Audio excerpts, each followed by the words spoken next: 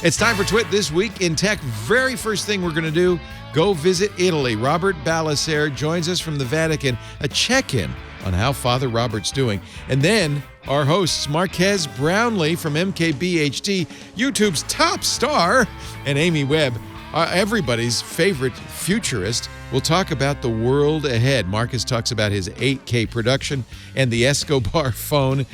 We will talk also about why the future is bright, except for a few minor things. And New Year's Rockin' Eve, why 8K just won't fly. It's all coming up next on Twit.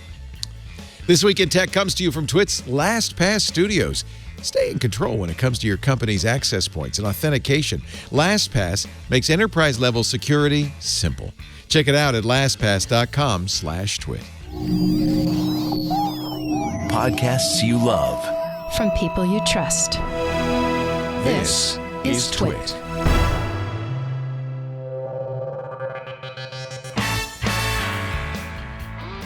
This is Twit, This Week in Tech, episode 762, recorded Sunday, March 15th, 2020. Synthetic Chris Evans. This episode of This Week in Tech is brought to you by Worldwide Technology. Worldwide Technology's Advanced Technology Center is like no other testing and research lab, with more than $500 million of equipment, including solutions from key partners like Intel Corporation. And it's virtual, so you can access it 24/7. To learn more and get insights into all the ATC offers, go to wwt.com/twit. And by ZipRecruiter. Hiring is challenging, but there's one place you can go where hiring is simple and smart. That place is ZipRecruiter, where growing businesses connect to qualified candidates. Try it free at ziprecruiter.com/twit. And by Casper. Casper is a sleep brand that makes expertly designed products to help you get your best rest, one night at a time. Get $100 towards select mattresses by visiting casper.com/twit1 and using the promo code twit1 at checkout. And by Zapier. Zapier connects all your business software and handles the work for you so you can focus on what matters most. Right now through the end of the month, go to zapier.com/twit for your free 14-day trial.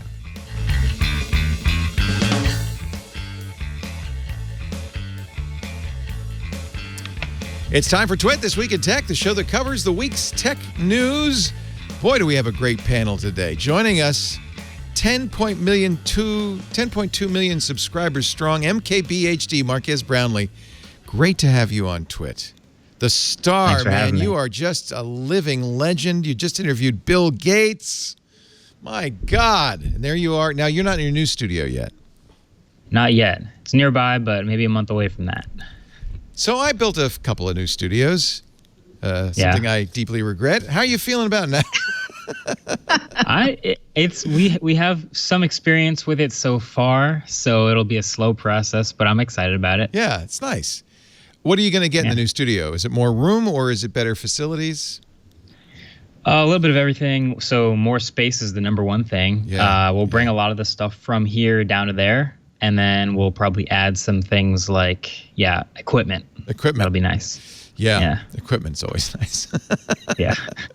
Amy Webb is also here, our futurist.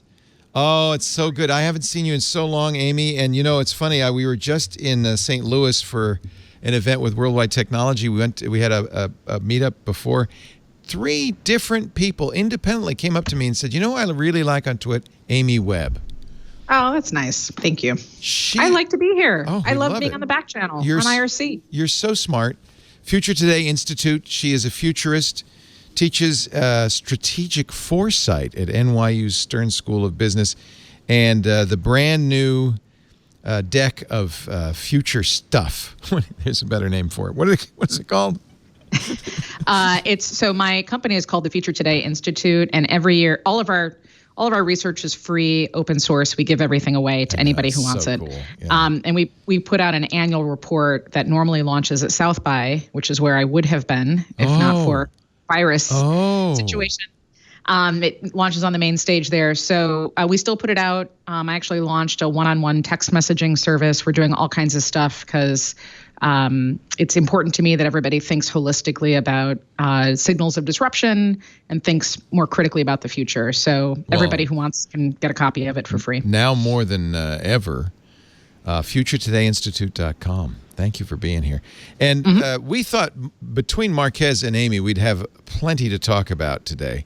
But last minute edition, just briefly, because we haven't heard from Father Robert Ballecer in a while. We know he's in Italy, which is a country in crisis right now. He's at the Vatican. And we thought we'd say hi and just check in to Father Robert. How are you? Well, I'm in quarantine like everyone else in the country. So it's a weird time, but I think I'm more or less safe here. Good. Well, you're in the Vatican. My God, if you're not safe in the Vatican, I don't know where it would be safer. Although I will say this, because of our low population and the fact that there has been a confirmed case, our infection rate is now the highest in the world. Oh, geez.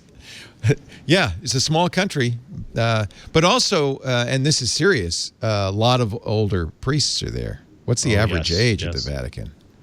Well, I live in a community here. So our community is right next to St. Peter's, and we've got 140 Jesuits here. About 60% are either right at or over the age of 70. So it's a very at-risk community. Yeah. Well, stay healthy. We're glad to know. And you've been Robert built this streaming studio in the Vatican. I guess your initial intent was to podcast from there, but apparently your timing was good. The timing was good because we are now getting a lot of news agencies who would like to speak to people. And unfortunately, because of the lockdown, it's difficult for people to get from here to even the media studios across the street. So this has been sort of the primary broadcast area. We've done, 14 different broadcasts from this room in the last 3 days. Wow. So it came up just at the right time. Just like you, I get the pains of building something and then realizing it's not going to do what I thought it was going to do. The timing couldn't be better. Actually, we're doing something on Thursday. There, Chabad, which is Orthodox Jewish synagogue in the Petaluma area, had invited a Holocaust survivor, 93-year-old Holocaust survivor, stepsister of Anne Frank, to speak on Thursday. But of course, all of these meetings are shut down. And they called us and said, could she stream it from your studio? And we said, absolutely. So Thursday, she and her interviewer are coming in, the rabbi's coming in, and they're going to do it's a private event. I'd invite you, but they're going to do an event for the ticket holders because there's a lot of people who wanted to see this. And it would be a shame if they didn't get a chance to. So I think everybody who has streaming skills at this point is a kind of a hot commodity. Are you helping the Pope do streaming masses, right? He's doing masses online. Correct. Yeah. So we've sort of pooled resources in the Vatican for all of these different events because people are starting to realize that when you're doing a webinar or when you're doing an actual professional video conference, not just something on your phone or your tablet, it takes a certain setup and it takes a certain set of skills. We're actually winnowing down the number of people who should get in front of the camera. And this. A lot of people think, you just turn on the camera and you go. It's hard. A lot of professors and teachers are learning how hard online education is. They had no preparation for this, and it's not the same thing as standing in front of a classroom. Yeah, exactly. Yeah, I've been giving people tips on how to work without that feedback. If you're a professor and you're used to getting up in front of a class of 120 students, and now you have to do it in front of a camera, and the only feedback you get is a chat room. Weirdly silent. That's hard. Yeah, I've been watching Live with Regis and Kelly, or whatever the new host is. I don't know that guy. Ryan Seacrest. Oh yeah, him. Yeah, I know. I don't know why I know that. Live with Kelly and Ryan. They're not doing it with an audience, and it's a weird thing to be in a theater and not have anybody there. Marquez, if people come to you, they know you have a streaming studio there. Are they asking your help? Not really. It's a little less intense here at the moment, I guess, for better or for worse. You're in New York? So where are you? I'm right across the river, so I'm in New Jersey, where there are some weird things, some heightened states of awareness, I guess, because there are nearby towns that have a bunch of cases. But other than that, it's been a sort of business as usual. I mean, everyone's got the hand sanitizer and everything that you see now, but so far we've been all right. I think New Jersey just announced they're shutting everything down, so get ready. I'm just saying. It's kind of the way it's going all over the world. Apple announced So here's a weird. Do you want to, Robert? Do you want to take off? I know it's spaghetti night at the Vatican. Do you want to get out of here? Yeah, I just wanted to say hi and head on out, but I'll definitely come back for some TWiT programming. Let's in get the future you on now that I know this works. Yeah. So you hadn't used this yet to do a show? No. We've done a few broadcasts for BBC and one for CNN, but I haven't done my podcasting in my podcasting studio. What's the DJ for? Digital Jesuit. Oh, that's you. That's me. You take that down when the beeb's in there, though, right? Exactly. Well, Okay. I mean, you can see there's a lot of cues here from the TWiT studio. So everything from the avatars to the lighting setup to our switching board, it's what I took from my TWiT experience. Can you show us a little more, or do you have cameras set up anywhere else? Yeah. So, I mean, of course, I'm running everything off this laptop right now, but we do actually have a streaming setup over there. And I'm using the Blackmagic switchers. Nice. On this particular studio, I'm just using this Mini, but they all use the same console. So I can set up lower thirds. I can set up transitions. Right. I've got an ingest machine. I've got, high definition recorders. And then I've got cameras all around the studio. I've only got these two piped in at the moment because I've been doing some work. But I'll have a camera outside. I'll have a camera looking down at the street. Wow. And then I'll have a matrix switcher. So at any point, I can tie into any of the screens and cameras around the studio. That's nice. Yeah, it's set up just like what a low-priced version of TWiT would be. Well, that A10 Mini is fantastic. It's an incredible device. Yeah. Seriously, anyone who has not bought hardware yet, if you're looking to start a podcasting studio, this A10 Mini there's nothing like it because it connects directly into your computer, so it becomes your digitizing interface. Then you get four inputs, four HDMI inputs, and then you get also left-right audio. They have DIN plugs, and they have USB. It's pretty impressive. I bought one. I don't know what I'm going to do with it, but I'm ready to. Honestly, I'm ready to broadcast from home. We've already thought about, we could set that up, and I could do the whole thing at home if I had to.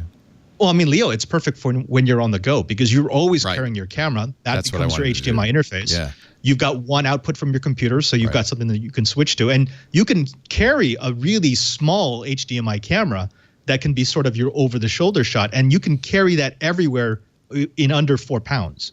Nice. Robert, thank you. Stay well, stay healthy, sanitize, I will. And I hope to see you real soon. Have a great episode. Padre SJ on Twitter, and he is tweeting actively, so that's how we knew you were okay. Take care, Father Robert. In the crisis center. I feel like when we talk about this stuff, Marquez is probably just going, yeah, right, you guys. You're shooting with Blackmagic. What is it? Are they 8K or Reds? What are you using? Oh, our video stuff is mostly red 8K monstrous sensors. Well, how do you edit? They're amazing. How do you edit? And what's your workflow with 8K? We got it kind of down to a science. We have the new Mac Pros. Wait a minute, you say that in plural? I have a couple. Well, so behind me, you can see there's a couple iMac Pros, which the guys who work with me have set up. But when we move to the new studio, we will set up the Mac Pros that they will also be upgrading to. How many? And then how many Mac Pros are you gonna have? 4. Only 4 of us. Jeez Louise. Okay, but I hope our editors are not listening, guys. You're not getting Mac Pros. Don't even think about it. Holy cow! But we wouldn't need Mac Pros if we didn't shoot this 8K. Crazy high format stuff. But it's working with 8K video on a Mac Pro about comparable to a normal 2 or 4K video. No, it's still pretty heavy. I've shot, whenever we shoot 4K any machine I want to use just cuts right through it, no problem. It's just because it's red code raw, that specific codec. It's not just H.264, just 8K video. It's more than just the resolution. So when we get into that codec stuff and all that raw information, then it starts to really tax it. Forgive me, but why? Yeah. It's definitely overkill, but it is a lot more about the fun of what we're able to make with that information than just like having more. If all I did was like point the camera at myself and talk to it, I wouldn't need, much more than just like a typical DSLR. But because we do so much with motion graphics, that requires a lot more data points for tracking, because we do a lot more with color correction. And you get a lot into tweaking the red code, and not just the color temperature, but like when you throw LUTs on there, all the sort of stuff, it adds up over time. So the more cinema focused of a camera you have, the easier it becomes, but also the more taxing it becomes on the computer. So it's a little bit of a trade-off. A lot more work and a lot more skill involved. What are you doing motion tracking because you have virtual sets? What are you doing the motion tracking for? It's just for smaller graphics and stuff. Sometimes I'll just point out, hey, this camera on the back of this phone has, this aperture and has OIS, and I'll just have a little animation pop out to show you which one's which, little stuff like that. You could do that with a lesser quality camera, but the better quality of the information going in, the better quality of the tracking, the better quality of the final product. So, and you do it because you can. I mean, do you think it helps this is all for YouTube? You're not showing in major theaters around the country or anything. This is this is all for YouTube. But do you think that there's a benefit to it? That one of the reasons you have 10.5 million subscribers is because of the quality? Yeah, it's not. So you can use the word quality, but I think it's more about I think I'd call it a depth. Yes. Like, it's harder to replicate, and it's harder to tie it in with all the rest. So there's 1 million people making tech videos now. Back when I started, when I just had one camera and one laptop and a desk, there were 7 of us. And we all could do totally different things with our camera to talk about this new tech. But now a new Samsung phone comes out, and there's 70 videos at once? Right. So which one are you going to watch? You're going to watch hopefully the best 3 before you've pretty much learned everything. So we try to do the best we can.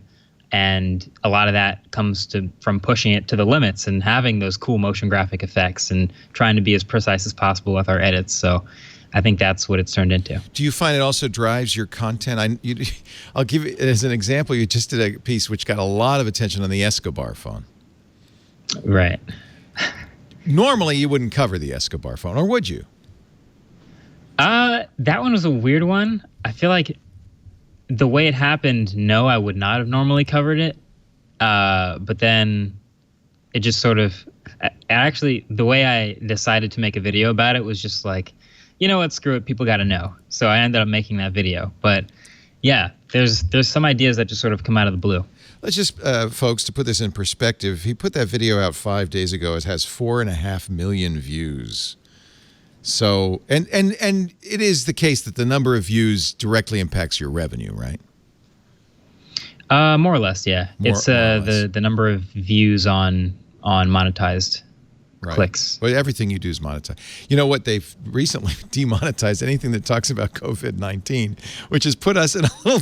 Fortunately, we don't make the bulk of our funds don't come from YouTube, but I thought that's kind of a problem. If you're a YouTuber, you can't mention it. Yeah. Yeah, there's some creators whose main source of income is the YouTube ad revenues. So those creators are sort of steered by what they're allowed to talk about and what won't get demonetized. Luckily, we're not sort of steered that way, but I have seen those stories. Yeah, that's bad news. So by your bottom line, don't buy the Escobar folding phone. Yeah, don't even. Yeah, don't try. The thumbnail says it all. He's scraped the back off the. Yeah. Here's my Escobar phone if you must see it in person, but I would say if you bought one, don't expect to get anything. There you go. Amy, I actually wanted to ask you, we'll get to the news in a second, but it's so great to have both of you on. I love both of you, and I love talking to both of you, and I have so many questions. I've been thinking about you a lot, Amy, because in a way, I should warn people ahead of time. We're not going to do a lot of stories about the virus. This isn't a virus show. You get plenty of that everywhere else. And God knows it's important to pay attention to it. But I feel like we can talk about other things here because we're just, we're the toy store. But I have been thinking about you, Amy, because this is an inflection point. This is a paradigm shift, not completely unexpected, but it's the kind of left turn that must make it hard to predict the future. Yeah. Well, actually, I can talk about that, but can I go back to that ridiculous phone for a moment? Yes, of course. See, everybody wants to know about the freaking Escobar phone. Let's talk about this ridiculous phone, but here's why. Because so we built this model. So a futurist, especially one who works in quantitative data like I do, quantitative and qualitative, but I'm a data-driven futurist.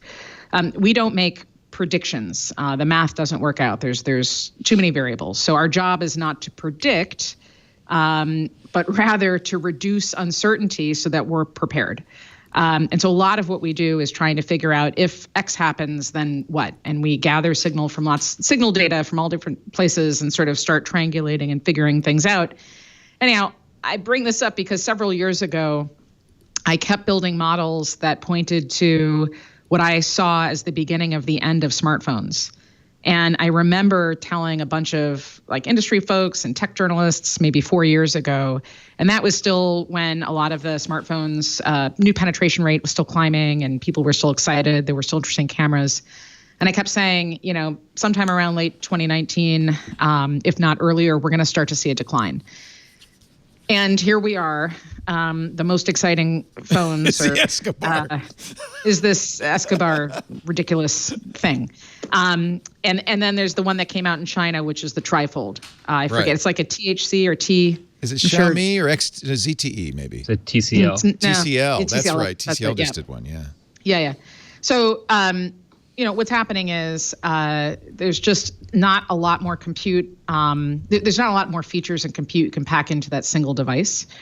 So, if you were to go back in time, like get in a time machine and go back to the year like 1999, I know that I was at that point living in Japan and I had a Docomo, it was called an iMode, which was connected to the internet, took photos. It was a smartphone for that point, in a world in which the Nokia analog phones were still pretty popular. Yeah. So, but I was carrying that. I had a Toshiba Satellite Pro that was 15 pounds and doubled as a self-defense weapon. I had a mini disc player. I had a digital camera that still used a floppy. So we're carrying around all this stuff. And, if you were to go back at that point and say, guess what? In about 2 decades, we're going to have this convergence. We're going to have all that compute, all that functionality, everything else in a single Star Trek device. Most people would have been like, there's no way.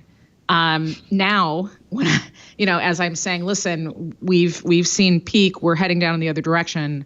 On the other side of this is another divergence where we have connected glasses and rings, and all these other things where more of the compute is starting to be done at the edge. Some of it's at the cloud, but that phone is going to start retreating back. I get a lot of pushback on that, but we're starting to see some of that.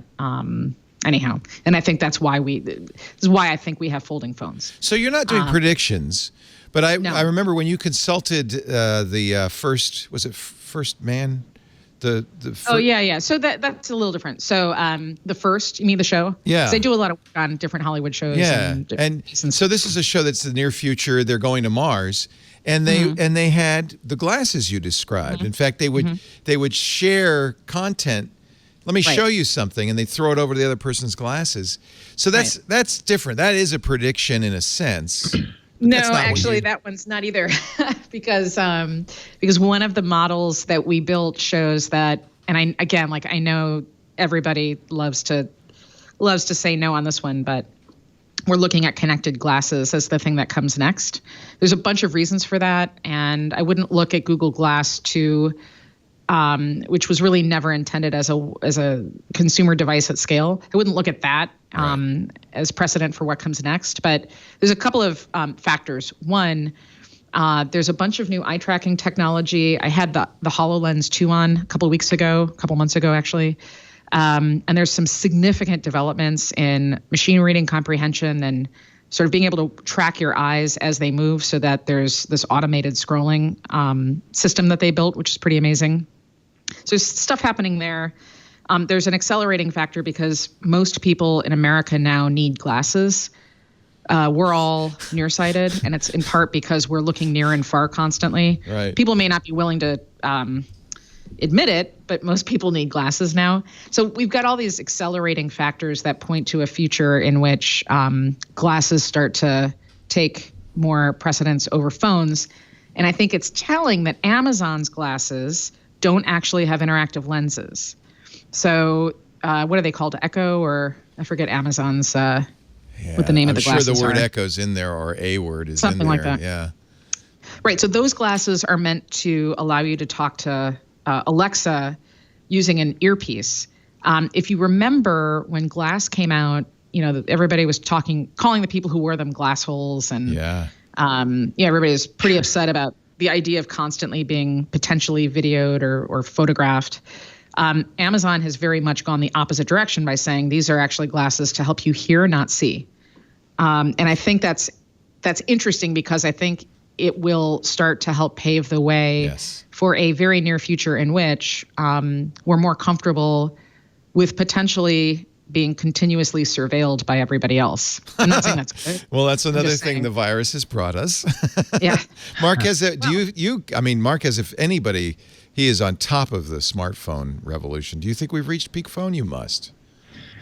Yeah, so there's a lot in there. I made a video less than a month ago called "Are We at Peak Smartphone?" and that sort of goes through that idea where, like you mentioned, like we had 3 or 4 or 5 separate devices to take pictures and to listen to the radio and to have all these different things, and then they all converged, and suddenly you have one device that can do all these things, and then they improve year over year over year. And looking back at that, incrementally, that's the problem, right? It's minor improvements. And slower and slower. So yeah, at first, the difference between the first camera in a smartphone and the second and third camera in a smartphone was big. Huge. And now, you're going from the iPhone 10 to the 11, and that difference is very, very small. It's still impressive that it's getting better at all. Right. But now, like you mentioned, it's incremental. For maybe it's because I'm young or just not very future looking, because I hear your perspective on the data, but I've always seen smartphones as I guess an end product. Like I guess I don't really see a world where they start to recede yet. They just continue to get better and more prevalent and more available and more commoditized. Prices are going both up and down at the same time, so they're sort of stratifying a bit so people can get in at a lower entry point, but now there's more leverage in between to get to the better smartphones, and the tech at the bleeding edge gets better. The whole thing keeps evolving year over year, and I keep seeing that, and the more I see that, the less I think about smartphones going away. Except that so from my all perspective, the data show that they are. People, the sales have plateaued, but that's saturation. Everybody who wanted one has one. Yeah, right. So this is saturation. Why you have to So again, this is where it's good to confront cherished beliefs. So the saturation rate has reached a particular point. People are still spending money, but they're spending money on different parts of the ecosystem. So the whole entire thing is starting to shift and change. And quite frankly, when Apple announced, whenever it was, that they're going to stop releasing their quarterly sales, company doesn't. So again, like I work with big, huge companies for a living. When a company announces that it's no longer going to release its quarterly sales figures, usually it's not because they're hiding the fact that they're beating, analyst expectations. Well, data point. It's not just in phones. Magic Leap is apparently for sale. They're looking for somebody to get them out of this as quickly as possible. Augmented reality, this is from Bloomberg, augmented reality startup Magic Leap to explore a sale. They raised $2 billion. People think it might go for as much as $10 billion. But why would you seek a sale if things were still rosy? Well, there's a couple of other pieces of information that I think are relevant here. One, I think that JP Morgan now is holding their patents as collateral. Oh, that's interesting. Were they one of the investors? I don't know if they were one of the original investors, but somehow they got the patents. I've been down there. I've visited them, and I know you were bullish. You have been always consistently bullish. You even told me it's not what you think it is. It's better than you think. Because I tried the developer version. I thought, well, this isn't. Yeah. And when we're talking about the technology itself, I stand by that. The problem is, of course, you've got technology, and then you have the business of running a company. What they're working on is very, it needs a very long runway. I mean, they have a consumer. The product that they have is nowhere near being ready for wide-scale use. When I compare, Leap to the HoloLens 2, which is very much ready for the enterprise and not intended as a consumer device, those things are different. And the problem is when you're working on a groundbreaking technology, that really truly functions differently than is something new, it needs time, and the market doesn't allow time, and the tech press doesn't allow time. So this is a company that has had some financial and personnel issues as a result. It doesn't make sense as a startup. It's more of a research project.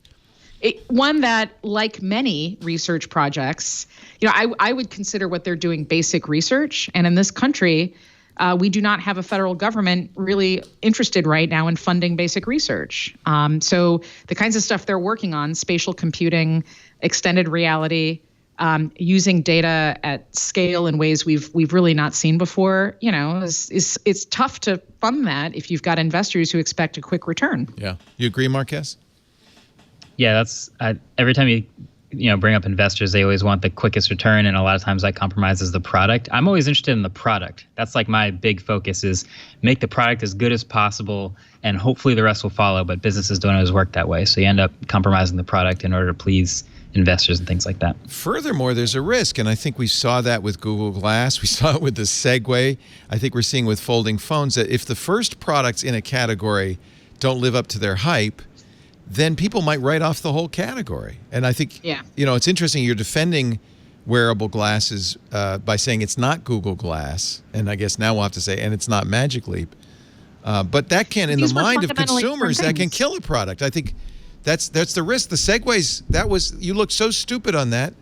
It was it. It was over.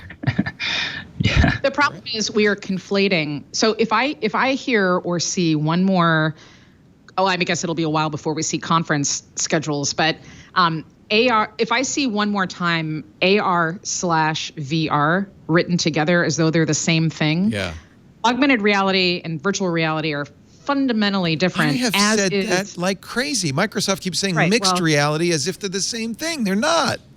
No, and so that starts to change our understanding of things, and certainly consumer expectations. Magic Leap is not a VR device. It doesn't do a lot right now. All of the compute is done on your body.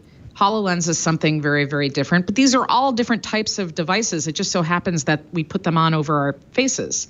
But that again, like, we have to start meshing our expectations with the reality of what's being built. And how it can be used. Carson's introducing a new product we put on our faces. This is the new Plague Doctor mask. What do you think? You like it? Karsten made me this. My producer is insane. It is a lovely pleather mask. I chose not to wear it for the show today, but I just thought I'd show you. Marquez, with the folding phones, everyone we've seen so far has been kind of a disappointment. Not merely the Escobar. Did you like the Z Flip? Was there anything? Is this a category that's being made up by companies trying to find something different, or are consumers demanding it?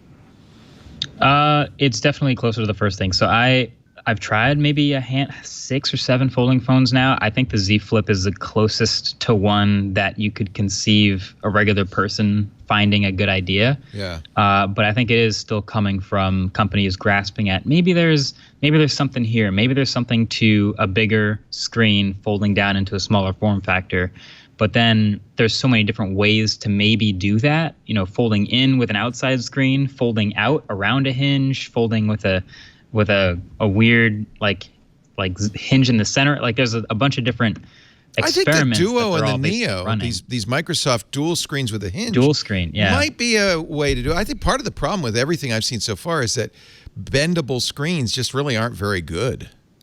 Yeah, those are super early. That's why. Yeah, go ahead, Marcus. Yeah, I'm really interested in seeing those when they come out. They say holiday 2020. We'll see if that actually happens. But those, since they don't rely on a flexible single display, they can do a lot more with a hinge in the middle, a battery on each side, and then software that sort of runs like dual screen software, which seems a lot easier to get right off the bat, and actually offer an advantage than something totally new like a screen folding in half. Google already has support for that in Android. Microsoft's doing a new Windows 10X that actually is really much more than just for a Duo or a Neo device. It's really about reinventing Windows, but they don't want to scare people. So it's my opinion, and we've been talking on Windows Weekly about this too with Paul and Mary Jo, that they're going to put it on the Neo. They say this Windows 10X, it's basically a containerized version of Windows, is only, we're making it for this new device. But ultimately, this is the future of Windows, which I think is kind of interesting. I like the idea of a book device. I don't know. What about one that's retractable? So where would it retract? Where's it going? So there's I've seen over the years, I've seen different prototypes and people playing with different types of phones. So, one is sort of unfolding. The other one is having something embedded where you can extend that screen out. So sort of pull it out this way. Yeah.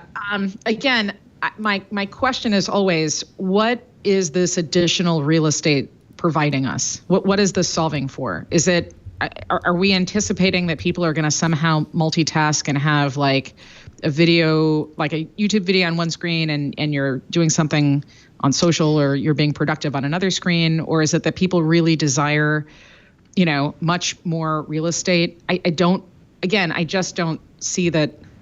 I don't know that the answer to those questions are yes. That happens in this business, though. Things are sometimes driven by the market, but much more often driven by a company that has to find the next big thing. Mm-hmm. Yeah, sometimes you're sort of searching for it and find it without anyone asking for it. For me, it's always been fundamentally people generally like having a bigger screen to do more things, whether it's watching a video or typing, email, whatever it is. But the bigger screen you have, the bigger of a device you have, and the more difficult it is to hold and to put in your pocket and to put a case on and all that stuff. So fundamentally, shrinking the size of it down when you're not using the big screen and then expanding it out when you need it seems like a good idea. But again, how you do it exactly is sort of up for grabs. Mm-hmm. Let's take a little break, and there's lots more to talk about. Amy, I have your Future Today Institute's Tech Trends Report for 2020 in front of me, the 13th annual edition. Maybe we can go through some of the highlights. Sure. You have some basic, I think, 9 basic insights, and maybe we can go through some of those. Amy Webb is here. She's our futurist. First met her when she came out with her first, was it your first book? Yeah, it must have been years ago. That was my second book, actually. Oh, I didn't know you with your first book. But the first book was about how I hacked a dating website. That was a book? Because I saw the TED Talk. Oh, that's funny. Yeah, it was originally a book. And now it's a movie, or going to be soon. What? A movie. Yeah. So the first book I knew about was The Signals Are Talking. But I see before that, Data, A Love Story. Is that it? That is it. That is the story of how I manipulated the algorithms without breaking the terms of service on a dating website, and that's how I met my husband. It worked. That's amazing. As she takes a drink. And that, my friends, is how I met my husband. Drink. It worked. Data, A Love Story. Now I got to read that because I love everything else you've written. The Signals Are Talking was the first book I knew you about. And, of course, The Big Nine, most recently, all about the bat fangs, or what are they called? The G-Mafia. G-Mafia. I call them the bat fangs. Yeah. How tech titans and their thinking machines could warp humanity. Yeah. Also with us, as far as I'm concerned, the #1 star on YouTube. You could take your PewDiePies and smoke them because we got Marquez Brownlee here, MKBHD, kind of my hero. And you've done so well. It's so great. Have you ever played Segway Frisbee? Segway Frisbee. I'm making that up right out of nowhere because I know you're a championship Frisbee. What is it called? Frisbee golf? What do you play? Ultimate. Ultimate Frisbee. Ultimate. That's right. Yeah. See, I think you could do that on Segways. Sounds incredible. As long as you don't crash. Oh, that's the fun of it. Oh, I see. Woz used to play Segway Polo. Same idea, except you had a hammer. Wow. Yeah. But that's, that's for later. That's for your, your golden years. Save that. You can still run around pretty good. Our show today brought to you by Worldwide Tech. We were in St. Louis. We tried to get Amy to come out. She was booked. But this was such a fun event we did in St. Louis. I wanted to be there. Oh, it was so great. Well, next time we'd love to have you. Yeah, sure. Worldwide Tech blew me away. So it was really dimly in my awareness. But then we went and we saw the Advanced Technology Center. I thought, oh, that's nice. They probably have a room somewhere with, no, this is like 3 buildings, more buildings all the time, rack after rack of the state-of-the-art technology from the biggest tech companies and the littlest tech companies. It is amazing. $500 million in equipment, hundreds of OEMs, key partners ranging from high-tech heavyweights like Intel, Dell EMC, HP Enterprise, Cisco, little guys too like Equinix. Equinix getting to be a big guy too. But all, Tanium, all sorts of stuff. WWT is a trusted partner. They stay with you over the years. If you are in an enterprise and you had to buy enterprise gear, you know about WWT. But they're not just some distributor. They help you from day one. In fact, that's why they built the ATC. Their engineers use the ATC to build pilots, to test a new gear, to see if the gear integrates with the old gear. What's so cool about the Advanced Technology Center is you can use it too. Go to their website and take a look. There's so much material there. Articles, case studies, things that will help you plan your future in every aspect of enterprise technology. They even have on-demand labs. You can schedule them. You don't have to be in St. Louis 24/7 from anywhere in the world, representing the newest advances in multi-cloud architecture and artificial intelligence. IoT solutions built on Intel's platform, like the world's only Intel FPGA Acceleration Lab, Intel Select Solution Labs for technologies like VMware vSAN, cutting-edge solutions based on Intel's second-generation Xeon scalable processors. And I've always, when they announced, I guess they called it Crossfire at first, right? But when they announced Optane, I was so excited. The new tier of Optane data center persistent memories out, and you can try it. You can test it at the lab. It is amazing. WWT's engineers work in these labs every day. In fact, when we went in, it was so cool. An engineer's going in, and he says, Leo, I'm in this lab because of you. I started watching the screensavers on Tech TV. It made me a geek, and now I'm here working in the lab. Met a lot of people in the labs. They're in there. I said, you have the best job in the world. They said, yeah. Beta testing edge to cloud solutions based on the latest and greatest Intel technologies, building reference architectures. This is the new ATC ecosystem, a multiplier effect of knowledge, speed, and agility anytime, anywhere for you, the WWT customer. You're not a customer. You got to go right now to wwt.com/twit, become a member of their growing community, learn about the ATC, get to use the labs. It's just brilliant. Go to wwt.com/twit. Find out. It's amazing. WWT, worldwide technology, delivering business and technology outcomes around the world. I'm a believer now, man. Once we went out there, it was mind-blowing. wwt.com/twit. 2020 Tech Trends Report. Actually, you didn't answer my question. So I'm going to put it to you again, Amy Webb. When you talk about viruses like this, I mean, I guess it's been predictable that we'd have a pathogen that this would sort of happen, but it changes everything. First, I'm thinking people are learning how to work at home. They're learning how to teach online. They're getting new skills. They're learning. Some of this is, of course, we're all hunkering down, but I don't think the world's going to be the same when we come out of this. How can you talk about that? The world's never the same anyways. I mean, we talk about the future in this amorphous way, but really the future is always happening, right? The future is simultaneously 5 seconds, 5 minutes, 5 years, 50 years from now. Very zen, but it's true. Yeah. And the difference here is how we deal with the accelerated rate of change. But change is always happening. I mean, in some ways, my job really hasn't changed at all from what I would normally be doing. I'm just considering extra factors. And I think that would be super useful right now because I know everybody is feeling a crushing sense of anxiety and uncertainty. Everybody is. And even the people who seem like they're holding up and they're super strong, somewhere deep inside, people are wondering, what's really going to happen. There's a lot of anxiety. Absolutely. Yeah. Right. I would love to share something that I don't really talk about publicly if you're up for it. having to do with anxiety. Absolutely. So my first night of college, my first class, I was a super huge Star Trek fan, and I didn't realize once you got to college you could enroll in these things called electives. And I was like, oh, I get to take whatever I want? That's amazing. So I ran into the first cosmology class that I could find. I did the same thing. I did a college seminar because I wanted to know about the really big science. So amazing first night. My professor is showing us these unbelievable photos of the cosmos, and he's helping us. He's trying to get us to think about the universe expanding. And he's going through all of the math, which I didn't have a problem with. The part that I started to have a problem with was the implications of that math. And basically, he had lost half the class. Yeah. He starts talking about Me too.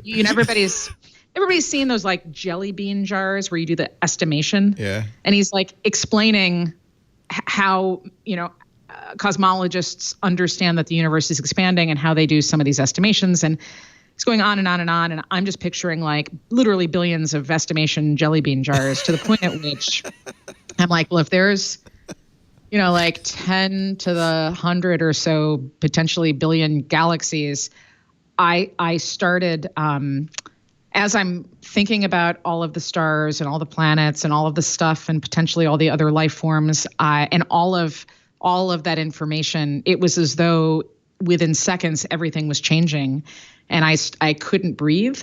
I started my tongue started to go numb in the back of my throat, and my pulse was racing, and I thought I was having a heart attack. And I was I'm 18 years old.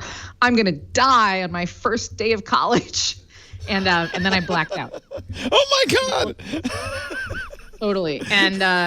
And when I came to, I was told that I had a panic attack, which I had never had. For anybody who's ever had a panic attack, and there are probably more people having them now than in the past. As much as it feels like you were going to die when it happens, that's actually not the worst part. The worst part is the aftermath, because your brain sort of rewires itself and it starts looking for those patterns again, and you start doing everything you can to avoid uncertainty. And cognitive behavioral science would tell us that that is not the right approach. When you are faced with deep uncertainty about the future, the better, or just deep anxiety, whatever it is, the better thing to do, although it feels wrong, every cell in your body wants you not to do this, the better thing to do is to lean into that uncertainty, and to observe it while it's happening, and to look for patterns and to try to make sense of it. And do you think your career has, in a sense, been a response to that college panic attack? Well, I actually showed up the following week for class, and I went to apologize. And I remember him saying, "It's okay. You can stay in class. You probably shouldn't major in this." And then he went on to tell me that I was not the first person to have a panic attack the first night of class. It's a little bit of a humble brag to say, I passed out when I found out how big space was. Why is that a humble brag? Because it's most people have anxiety attacks because the bridge is scary, or, there's a long way down. You tried to encompass all of space, and that fried your brain. I got overwhelmed. Well, but I think that what I went through is analogous to my to what I think a lot of people are going through. I felt overwhelmed. Yeah. And I felt overwhelmed because I couldn't make sense of all of those data points. Right. And honestly, if we weren't talking about the virus right now, we could be talking about Saudi Arabia and Russia going head to head and putting their parts out. What I thought about when I thought about is the Watchmen. Remember that comic, and then there was a TV show? Do I remember that? You're the one who, yeah. Oh, she has it in her hand. You were the one who told me it was one of your favorite novels of all time. Oh, it is very much so. And that's why I bought it and read it. And I don't think it's a spoiler at this point to say this, but the world is at war. It's in the 80s, and we're about to go to nuclear war. The tensions are heating up between the Soviet Union and the United States. Everybody's afraid that we're going to have a nuclear war. And Ozymandias, one of the superheroes in the Watchmen, decides to save the world by simulating an alien attack on New York City. It kills half the population, but it focuses the mind amazingly. And everybody stopped thinking about nuclear bombs and started thinking about the aliens and united. And it ended the war threat. Okay, but why? The reason is because in that scene, in that part of the book, time is effectively slowed down. The reason I love that book is because I love Dr. Manhattan, and I don't want to get totally off the rails here, but Dr. Manhattan experiences time because of a catastrophic chemical failure, like in a different way. And it all happens at once, simultaneously. Right. He can sort of see the past, present, and future simultaneously and then chooses not to act. I'm not that cynical. I believe we have some agency in what's coming.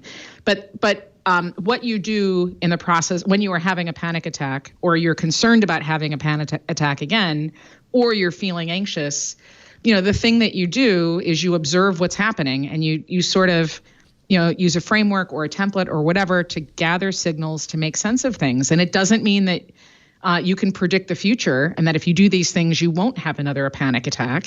It just means that you are slowing things down. That's what happened in the Watchmen. That's what I'm describing. Interesting. And anybody who is feeling anxious right now, because there's lots of different things to be concerned about, the thing to do is to stop, observe what's happening, and try to think about next order implications in a rational way. And it's totally possible. You just have to make a decision that you're willing to lean into uncertainty. If you allow yourself to lean into uncertainty and to ask, to approach sort of complexity by asking deep questions, that's not only what gets you through, but it's what turns risk into opportunity. I like it. In fact, I think I've been doing that. That's how we all have ways of handling stressful situations, right? Mm-hmm. Sometimes it's just to watch more TV. Gilligan's Island is great. But sometimes, or maybe to buy a new toy. That's one of the things us tech people fall prey to. I'm just going to buy a new toy. Think about that for a while.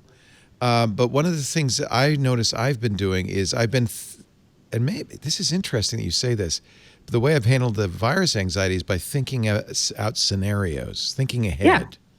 So I just, so all of my research, it's free and open source, and all of my tools are free and open source. And, I'm seeing a lot of, again, just people, confused, feeling anxious. So I published sort of a how-to guide to use a core futurist tool, which anybody can use. It doesn't predict the future. It helps you think through plausible future states, and it's called the axes of uncertainty. See, people around me, when I do this out loud, it makes them anxious. Well, some people don't react well to this. They go, "Why are you thinking about all these these doomsday scenarios? Are you nuts?"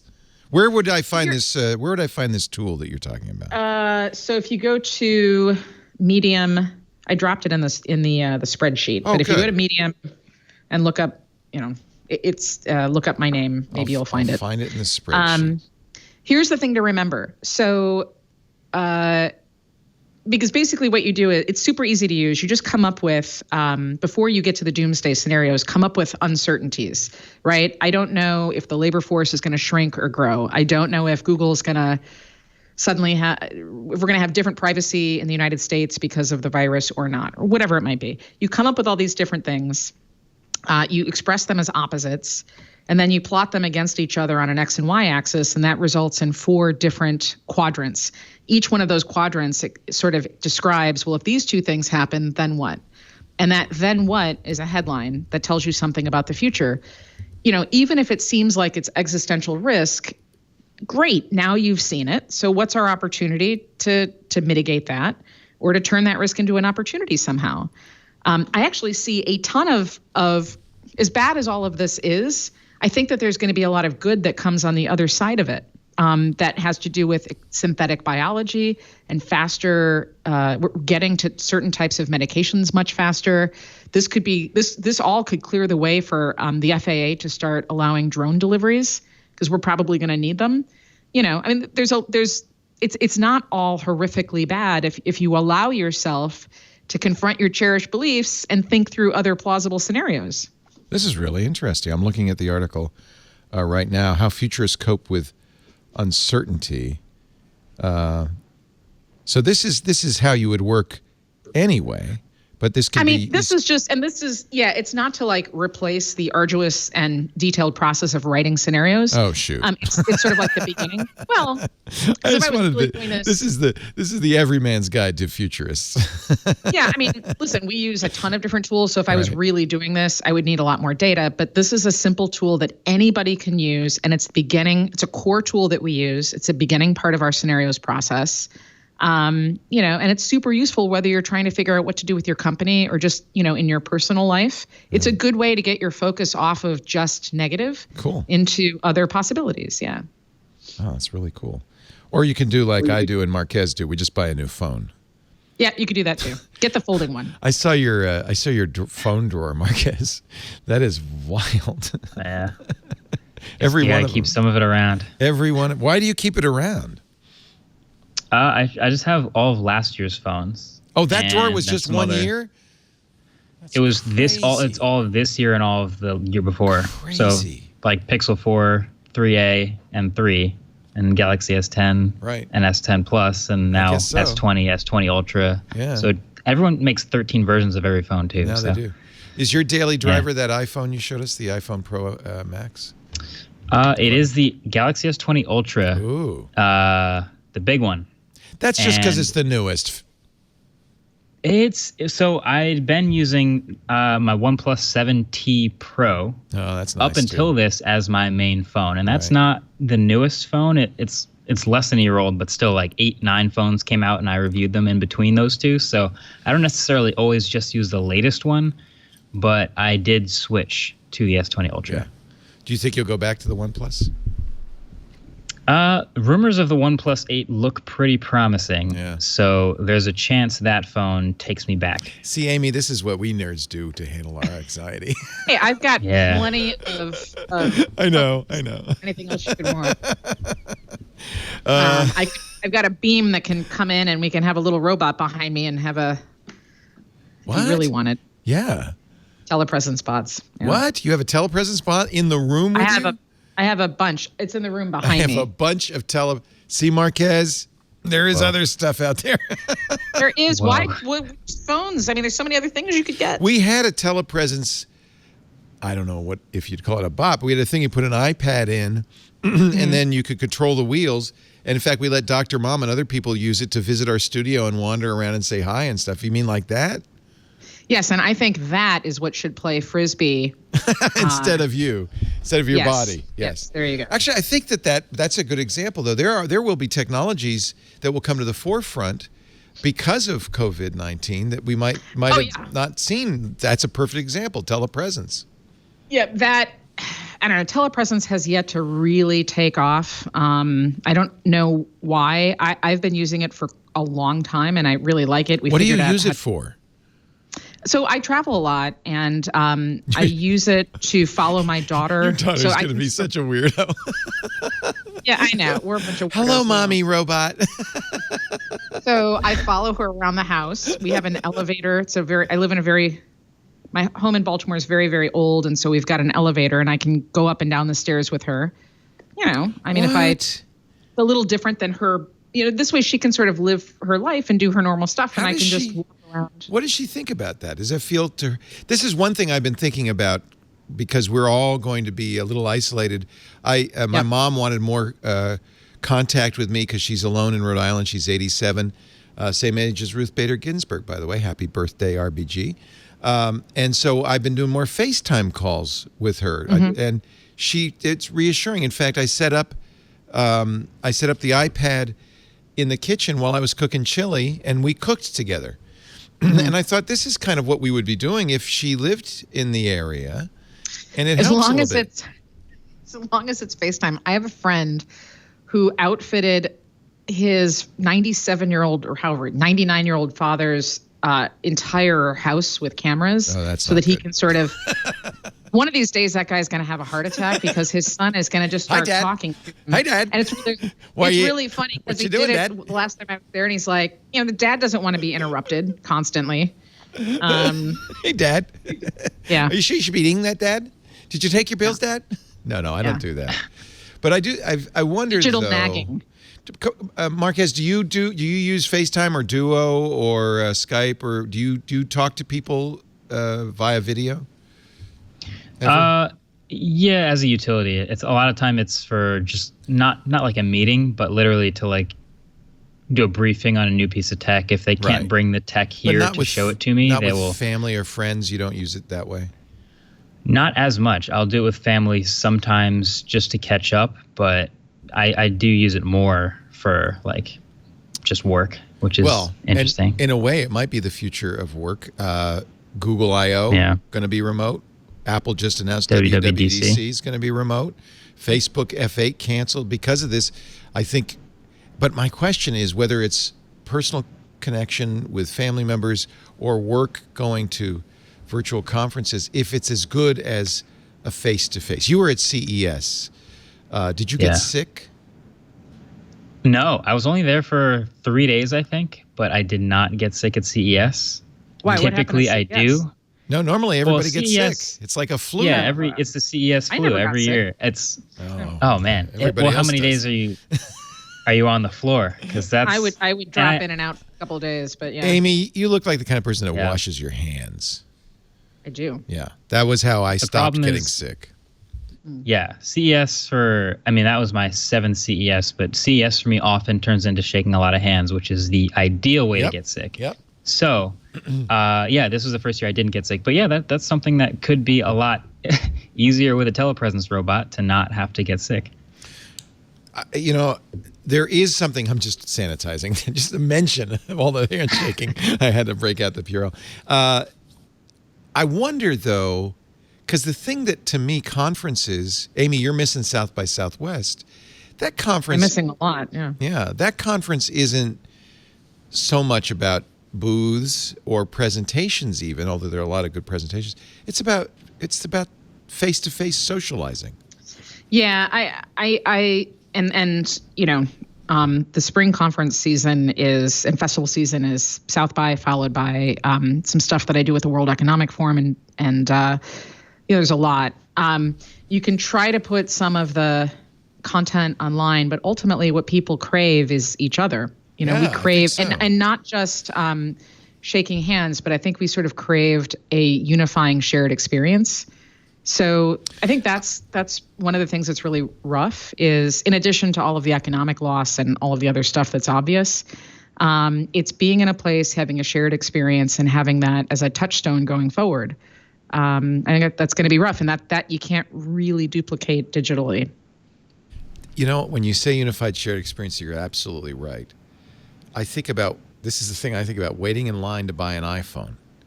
And every time I did it, it was marvelous. Mm-hmm. There's a little suffering. You have to have a touch of suffering.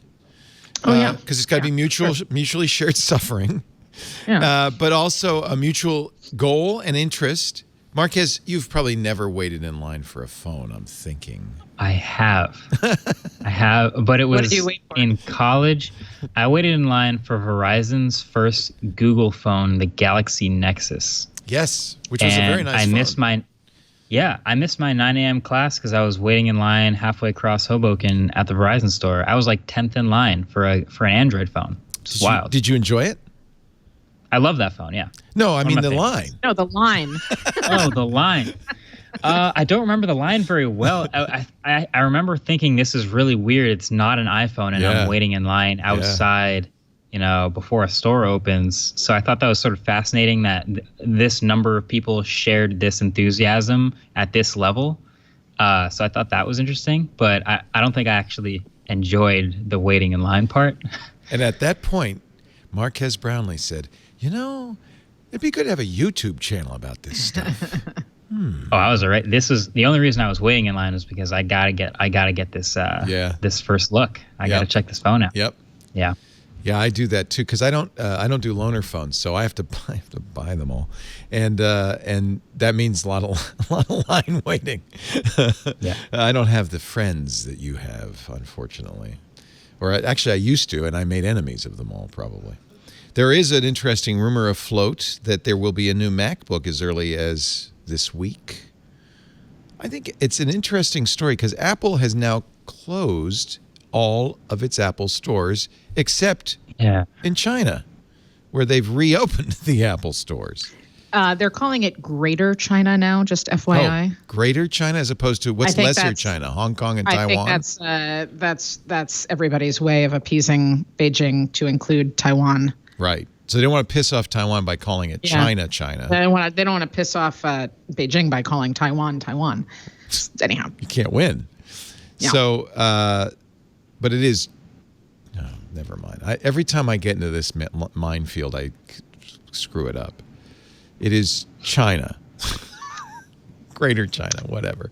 I guess Greater China. Yeah. I don't want to fall for that. Make China great again. Is it not Taiwan, China, Hong Kong? Can I do that? Hong Kong is an SAR. I used to live in Hong Kong, but I think Beijing would say. They'd say it's China now, baby. Yeah. You're China now, baby. And they have computers. They've got open stores.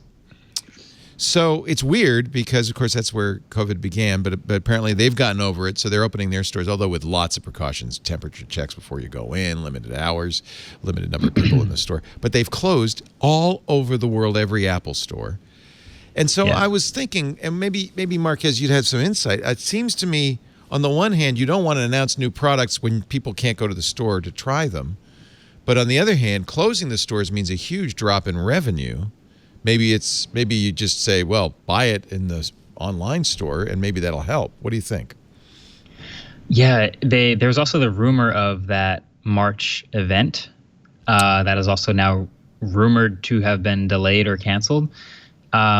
So yeah, I think at this point, the question is, how important is this product? Is this 14-inch or 13-inch MacBook Pro upgrade as a product by itself enough to just push it out now, or should we, if you're Apple, delay it so that we can properly launch it in stores?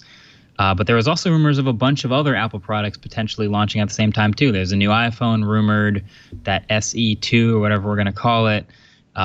There's some other accessories rumored. So those are all sort of looming over this as well. But I think if we're just talking about the laptop, I think they could quietly launch it and kill the 13-inch and not have to wait for stores to reopen, and then people would see it when the stores reopen.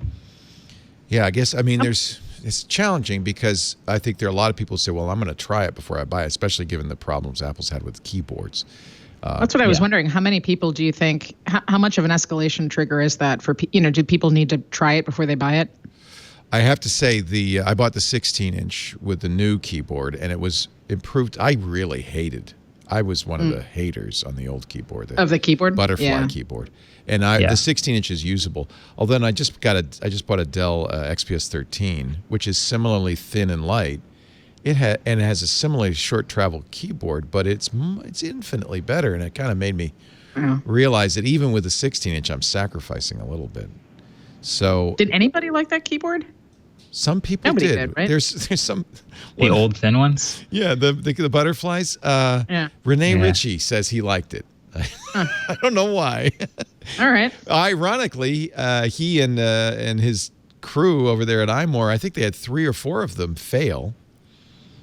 So he may have liked it, but it didn't make them any more reliable.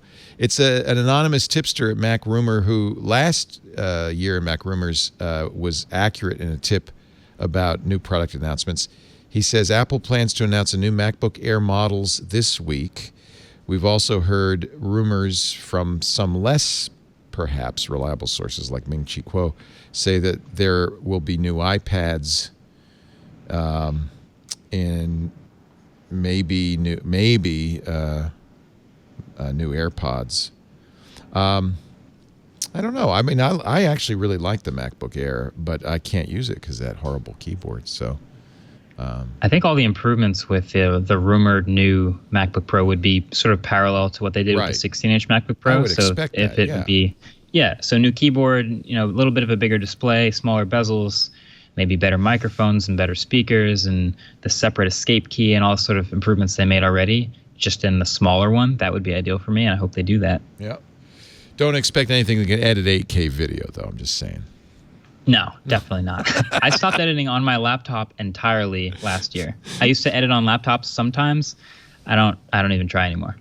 We're actually, I'm sorry, we're making our editors go home and edit on the laptop. They're probably not loving us too heck of a lot. Actually, what they're doing, because you're going to hate this, Marquez, but we gave up on Final Cut when Apple screwed us with a weird update and moved to PCs and Premiere. And so they have big Dell workstations. They're just going to remote into those big Dell workstations from their laptops. So maybe it won't matter. I don't know. Yeah, I wouldn't want. I'm curious. Which Final Cut was that when they first went Final Cut X? Like the initial. Okay. And the reason was at the time there was a very practical reason. I mean, of course, they completely hobbled it, but we used a SAN, so we would record to a SAN. Via fiber from our board, and then they would have immediate access to it, and it didn't support a SAN. It was like you just broke it for us, and I can't. Yeah. I have to say, having gone to Premiere, I don't think any of us. But we're not doing MKBHD. You know, best we put out is 720p, and it's good enough, and you're going to like it. So there. Huh? And we're calling it HD because it is HD technically. It's HD. Technically. Yeah. Nobody wants to see me in 8K. Trust me, Marquez. It's just talking heads. There's nothing here. Nothing to see here. There were a spate of rumors on Tuesday. I mean, a ton of them. Karsten had to cut and paste all morning before MacBreak Weekly because iOS 14 didn't drop. Somebody got a leaked beta from Apple that showed all sorts of new features, new over-the-ear headphones, Beats-style headphones from Apple, blood oxygen detection in the Apple Watch, and a kids version.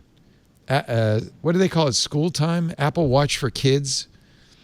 Does your kid, let me ask you, Amy, does your kid have a smartphone and an Apple Watch? Probably, right? No. My kid has her own network that we built. I think I've talked to. Yes, you did, and I'm still trying to get into your Keybase secret chat. I just actually launched a public Keybase chat for anybody who's a futurist or a futurist adjacent type who wants to talk about scenarios. It's just Keybase. It's called the team is Corona Futures if you're interested. But yeah, we built her this like network that she thinks she is totally in control of, and she's not, but she feels like she's got unfettered access. So after she's done a whole bunch of stuff during the day, she finally can unlock her iPad, which has no YouTube. It has very few offerings, but she has total control. We also don't tell her how to use anything, so she has to figure it all out. I'm starting to feel so sorry that's about for it. your There's daughter. She's got a robot mom and a crypto network. Yep, and she's got some. She's got a digital wallet, so she can't buy anything, on the Silk Road. But she understands the basics of crypto. She has Bitcoin. I didn't say Bitcoin.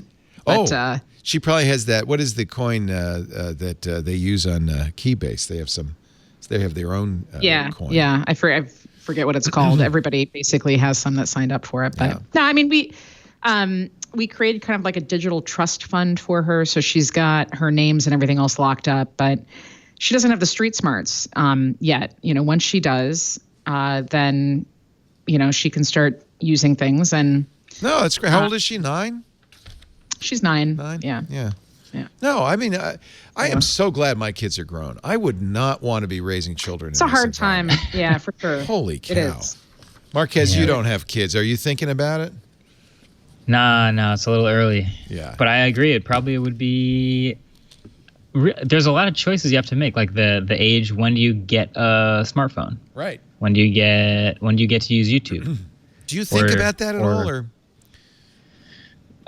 Yeah, I mean, I have friends that are teachers, so it's always interesting hearing like, the kids in their class are always on TikTok, but they're like, God. 10 years old. So it's like, what are they even doing? I guess I think about that when I make videos that are just on YouTube, but there's a separate YouTube for kids section, that you can upload specifically videos for kids to be on it. And then there's a whole ecosystem there, and that's always making headlines when weird stuff happens with that. But do you do anything for that? A lot of decisions. decisions. Have you ever thought about doing something for that? No, it's a different world. I see it a lot in just like people handing their kid an iPad and just to watch. Just go rogue. You can watch whatever's on this app and it'll be fine. And yeah, sure. But eventually you do have to make decisions about like when to give them an account, or when is Instagram appropriate, or is TikTok even okay? It's a lot. The answer to that is no, it is not. TikTok is there's nothing. Well, I don't know. I haven't watched enough of it to say I can't say there's nothing bad on it. I'm not. No. The content is terrific. That's not my concern. It's my concern addictive is their as hell. company. Well, the parent company and the amount of data that's being scraped and collected. And if you're okay with that, then sure, use it. I'm not.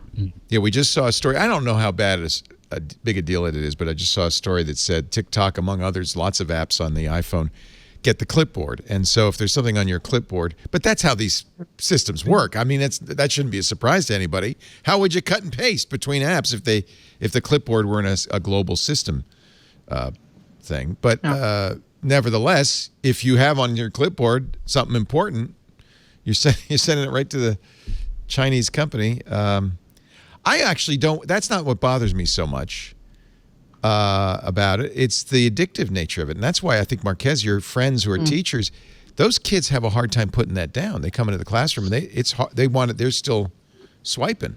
Yeah, and if you've ever used the TikTok app, they all do this to an extent, but it's designed to encourage long-term behavior. So if you just keep swiping, it'll just keep showing you new stuff. That's why YouTube has a recommended section. That's the whole point. So yeah, that sort of behavior decisions have to be made about it pretty early to prevent it from becoming addictive in that way. Yeah. It's interesting. That would bother me more. I don't care if the Chinese get my clipboard, but I don't. I'll tell you, we have, we've got all kinds of decommissioned phones and everything has been wiped. And so with our little network, she has the ability to experiment and test things out. That kid still would, she's got all this technology she could ever possibly want. She would still prefer to sit and read. Good for her. So, and I'm not saying like one thing is better. I'm not saying like every kid. I am. If you had a choice, well, with all due respect, Marquez makes great videos, but if you had a 9-year-old and had the choice between reading or watching YouTube videos, I think it'd be better to read. Now, is that old-fashioned of us, Marquez? Are you going to say okay, funny. boomer? No, YouTube is there's such a gigantic variation in what is on YouTube. It's everything basically now. So on one hand, you're avoiding all the garbage that's on YouTube. You're avoiding all the good stuff, edgy content. But on the other hand, there is educational content. There's tutorials where you can learn to do stuff. The only reason I know how to make videos is because I learned everything I know about making videos by watching YouTube videos about how to do these things. So there's that whole section as well that you're missing out on by not having any YouTube. So it's hard to just paint it as this broad brush like YouTube is good or just wait to have YouTube. It's a little more nuanced than just the whole thing. But there's a lot of conversations about that. There's a ton of great science. You can learn so much. Oh, yeah. So it's a curation issue more than anything else. I think it's a time issue and a choice issue. So the challenge here is reminding not just kids, but like people. And I think everybody's going to the harsh reality of our quarantine is going to get worse, not better in the near future. It is easier to be a passive consumer of information than an active one. And whether it is passively consuming, whatever it might be, I would rather that we are all more active consumers when we can be, which means, if you're watching a YouTube video of any kind, just sometimes it's fine to be passive, but it's not fine to be passive all the time. And my concern is this sort of growing passive viewing and passive consumption. I think that's the thing that's problematic for us, really. Well, but somebody like Marquez who's learning his whole business by tutorial videos on YouTube, this is incredible, right? Or a kid in Calcutta who's learning how to code. It's amazing. Or learning mathematics. It's the active choosing to watch, a certain thing to learn something is awesome. I remember when I was struggling with like chemistry in high school and I found myself like needing things to be repeated, but the teacher didn't. Right. I would go on YouTube and go find that same lesson by another professor in some college somewhere and just watch it myself at my own speed. And then suddenly that's more useful than anything I was getting anywhere else. So that was great. But there's also people who just like go to sleep with videos streaming in the background, and people who just like have content constantly passively being like basically fed into their brain, which isn't great. We've always had that. Wallpaper music. We've always had we've always had that. There's some weird human need to have constant stuff going on in the background. When I was growing up, lots of people, I always thought it was kind of shocking, but lots of people, I knew lots of kids who had the TV on all the time. They'd sit down to dinner and the TV'd be on. You've seen that, right, Amy? So I think, Amy, you've done something interesting because you've tried to craft an environment for your daughter that stimulates creativity and thought, doesn't feel deprived, but is also protected. Yeah, and it's not just us. So some of our closest friends are, we have an interesting friend group, so then they're all fairly highly technical. Everybody's indexing and everybody's sort of moving in this direction, which is, we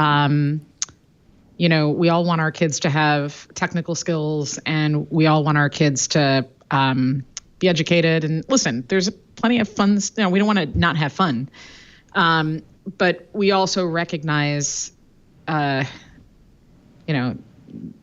response that our brains have to technology and the benefit there is to critical thinking, and sometimes being more active versus passive. So I think the key here is just don't just do a thing, make sure there's a diverse for everybody. And again, like we're all going to be sitting in our homes a lot going forward. So, find yourself a new podcast, find yourself a new book, like get like 5 different sources of media that you don't normally engage with and flip between them so that you are getting a nice diverse outlook on life. I mean, there's immense opportunity, but also there's an immense amount of garbage. That's a really, again, I'm glad I'm not parenting in the 21st century. Listen, but there's a ton of opportunity. I mean, my God, like I was trying to explain something related to the eyeball the other day, and like we were able to go on YouTube, and there's a video that had, there has never been a moment in history as rich and full of opportunity as there is today, because of all of this media. It's kind of amazing. It's too much. Don't you sometimes feel like there's too much? I'm overwhelmed. I don't know. It's like walking into... Go ahead, It would be like if you walked into a library for the first time. You just learned how to read, and now you're in like the biggest library in the world, and there's 70 levels of shelves. It can seem like too much if you don't know what you're looking for, but I guess being able to search and find exactly what you need is a big part of that. Marquez, now that you're making so much YouTube video, do you have any time at all to watch any YouTube video? It's funny. I do watch a lot of YouTube. Really? I don't watch much TV at all, and the only TV I really watch is live sports, which at the moment doesn't happen much. Not much of that. Yeah, so I watch a lot of tech on YouTube, but I watch a lot of... Some of my favorite channels are actually science and education channels, Smarter Every Day, Veritasium, Vsauce. Love Veritasium. All these guys, incredible videos. So I watch a lot of YouTube too. You can get really smart if you just watch those 3. Yeah, I completely agree with you. Yeah. And I watched my kid, who's a little, he's 25. How old are you? 26. 26. So he's a little younger than you. But yeah, he never watched TV. He didn't need to. It was all YouTube. And he, by the way, didn't listen to music. I mean, music was YouTube. Everything was YouTube for him. Except for sports, which here's another. That's interesting. I wonder, I've been building new models, speaking of sports. I wonder if this is going to be the thing that finally gets esports to take off. The beginning of the end, although esports is also postponed. Right, but I just wonder if we're talking about a couple of months, I think there's an opportunity here for esports in some form to find its real audience at scale outside of Asia. You can't overestimate, I should say, the potential for change, even with a little hiatus. People may come back to the NBA and go, yeah, I didn't really miss it, or NHL, or I didn't really miss it. I remember the baseball strike was the end of the line for me in Major League Baseball. It's like, I give up. Seriously? Yeah. You're no longer a baseball fan? Well, a little bit, but it really, I used to go to 40 or 50 games a year. Yeah. It really cut into my enjoyment of the game. But it was also just a realization that, I can live without it. Yeah. I can do other things. There's other things to do. I think there's an opening here for esports, for multiplayer games in VR. I mean, I think that there's going to be a lot of opportunity that maybe wasn't as prevalent because of what we're living through right now. Absolutely. Yeah. Let's take a little break. Marquez Brownlee is here, MKBHD. Always a pleasure to talk to you, Marquez. Just so impressive what you've done. And I'm going to ask you about esports when we come back and what your game is. Okay. What's your game, Brownlee? What's your game, man? And I'm also thrilled to have Amy Webb. We love having you on. I just wish you'd move out here. Forget Baltimore. Forget New York. Just come to Northern California and just be on every show all the time. Honestly, you're fantastic. We still have to get to your futures stuff, and we will in a bit. But I have to mention our sponsor, ZipRecruiter. I was just going down the list with Lisa of the people we've hired using ZipRecruiter. Honestly, some of our best employees. ZipRecruiter is the modern, state-of-the-art way to hire. The people you hire are the people that make or break your company. In fact, that's all a company is. It's the people. And getting the right people could take your company to the moon. Getting the wrong people, maybe that rocket won't lift off the pad. That's why you got to hire right. But of course, hiring's challenging. ZipRecruiter makes hiring simple and smart. According to ZipRecruiter research, 75% of employers have difficulty filling open positions, which is why employers are taking bold steps to hire. For instance, raising wages. 68% of employers have raised the wages because it's so tough. 23% have increased benefits. But there's another way. You can still do that, and I encourage you to do so. But there's another way. If you have a difficult role to fill, no matter what industry, hire with ZipRecruiter. I'll tell you why ZipRecruiter works. First of all, it casts the widest net. ZipRecruiter, as soon as you post there, posts to 100-plus job sites. So assuming that the right person's out there, you're going to be in more places, more chances to get a bite, get the right person. But then they go beyond that, and this is the thing that's made a big difference for us. They use powerful matching technology to scan the resumes they have on file. I can't tell you how well that works. 4 out of 5 employers who post on ZipRecruiter get a quality candidate within the first day. We do typically within an hour or two. And I love it because Lisa will say, oh, this one's good. Oh, this one's really good. The best part is it doesn't go in your mailbox, your inbox, doesn't go in your phone system. No, they don't leave voicemails. All the resumes, all the applicants are filtered into the ZipRecruiter interface, and they reformat the resumes. You can have screening questions, and they highlight the best candidates, so it's very easy to look at that interface and say, oh, here's the person. ZipRecruiter, if you're not using it, you got to try it. Go to ZipRecruiter.com/twit and try it for free right now. ZipRecruiter.com/TWIT. It's the smartest way to hire. And I can't tell you, we've had such great results. ZipRecruiter.com/twit. Do we have, Kevin, a promo for the week? Have we put We something? have something even better than a promo. Karsten Bondi, my producer. We have a whole new show. What? Let's watch. This is Twit.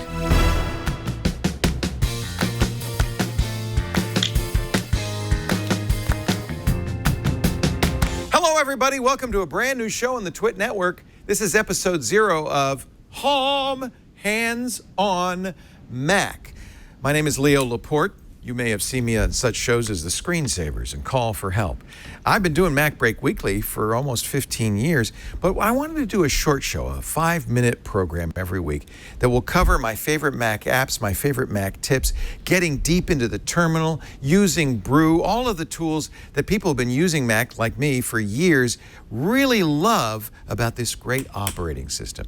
One thing that's sure, Apple has not made Mac OS easier to use over the years, but it has made it more powerful. And I'm going to show you ways you can get the most out of your Macintosh. The show will come out every Friday. It's a quick hit. You can watch or listen, but you got to subscribe. Go to your favorite podcast application or Stitcher or Slacker or Pocket Cast, or you know the drill. Subscribe to Hands on Mac. We're also on YouTube, and you can always get it from our website at twit.tv/HOM. There's audio and there's video. Whichever way you subscribe, I will see you starting March 20th. That's 1 week from today, our very first Hands on Mac. I'll see you then. I obviously recorded that on March 13th, so it's less than a week. It's coming Friday. Back to the show we go. Thank you for allowing me. I love the promo. Pardon me? You like that? I love the promo. It made me feel very nostalgic. High quality 720p. It's amazing what you can do these days. It was cool. Marquez, if you saw what we shoot our stuff on, you would just go. You know what's funny? What? I have a great 720p story. What's the ball drop show called at the New Year's? Yeah, Rockin' New Year's Eve. New Year's Rockin' Eve. Yeah. Yeah. They wanted me to send in a clip for it to say, hi, this is MKBHD, Happy New Year, that type of thing. Nice. And I was like, oh yeah, that's amazing. I'll do it. What do you need? And they were like, we just need the clip, 20 seconds or less, 720p. Of course, I was like, it's TV. Oh, do I have anything that can shoot 720p? You didn't have anything you could shoot it on. So I shot it in 8K and I downscaled it all the way to 720p. And that was what went on broadcast TV. It was beautiful. And what didn't happen is you didn't say, oh, we should do everything this way from now on. It's so much easier. Yeah. No, I mean, it uploaded super fast. Yeah. I'll say that. Yeah, file size is much smaller. We actually changed. Yeah. We were offering, and I apologize, this is going to break some people's hearts, but we were offering, I think, 3 different quality levels. Right, John? What was the lowest quality we offered? 480? SD, 480p. For bandwidth, people with low bandwidth, and then we did a middle, and a high. And honestly, and by the way, email me if this isn't the best thing. I know you're listening at home grinding your gears, but we figured, why are we doing that? No one else does that. 720p for everything. But there are some people on limited bandwidth who might say, oh, well, I really like that 480. So let us know. But I think we're just going to go forward. We had a really ridiculous transcoding workflow, Marquez, where it was running FFmpeg and 15 different things, and it was crazy. So we're going to make this a little simpler, just have one video format and one audio. No, will we still do just one audio format? Yeah. We have one show, Steve Gibson, our security show, still makes, he does it himself, we don't, a 16 kilobit audio version. It sounds like Rudy Valley. Let's talk about security. But there are people who just, I want the smallest possible file. So, but if you're watching on YouTube, you can do anything you want, because YouTube, it's actually, this must blow your mind when you think about it, Marquez. They take your video and they transcode it into, 15 different formats, huge number of formats. Yeah. Yeah. I talked about this, I think last year it was a video about just YouTube processing and just how it works. Because if you upload an 8K video, which I did for this, it's not just going to spit out that 8K video for all million people that want to play it back. Obviously, that would suck. So they make a 144p version, a 240p version, a 360p version, a 480p version, and not only do they choose based on your internet connection which one to play back for you, but they'll dynamically switch between them based on if they get a buffer big enough of the next highest resolution.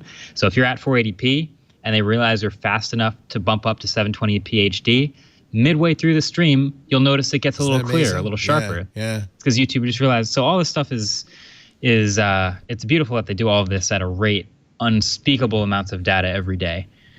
They just have more bandwidth and thank you. Free. Yeah. I mean, your business couldn't exist if you had to pay for the bandwidth. No, yeah, that's the beauty of the platform.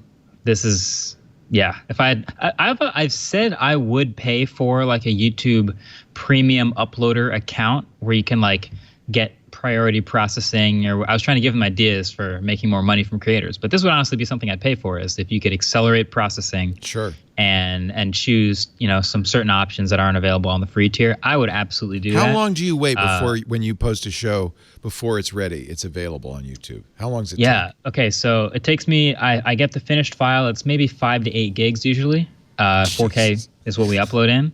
And I'll upload it. It'll take, 2-3 minutes, and then I'll watch it process. And YouTube always does the same thing. It'll start at 0%. Yeah. And it'll stay at 0% processed for like 10 minutes. Right. And then it'll snap to 95%, 96, 97, 98, 99, 100. And when it says 100, it's processed to 1080p. And I know I have to keep waiting another 15 minutes or so for the 1440p and 4K versions to process, which it doesn't notify me about, but I'll refresh and eventually I'll see it. And then it'll go live. So in total, maybe 20, 25 minutes of processing. That's not too bad, but you would like it faster. Yeah. I would pay for it to be faster just because of how often I do it. If I've uploaded, 100 videos last year, that would have been nice to save those 100 times 25 minutes. That's right. How many videos a day do you do, or a week do you do? We are about twice a week. So last year it ended up being about, I think, almost exactly 100 videos on the 52-week year. Because I even saw an article, I think in the New York Times, that said, you'll do better if you upload daily. Oh, 100%.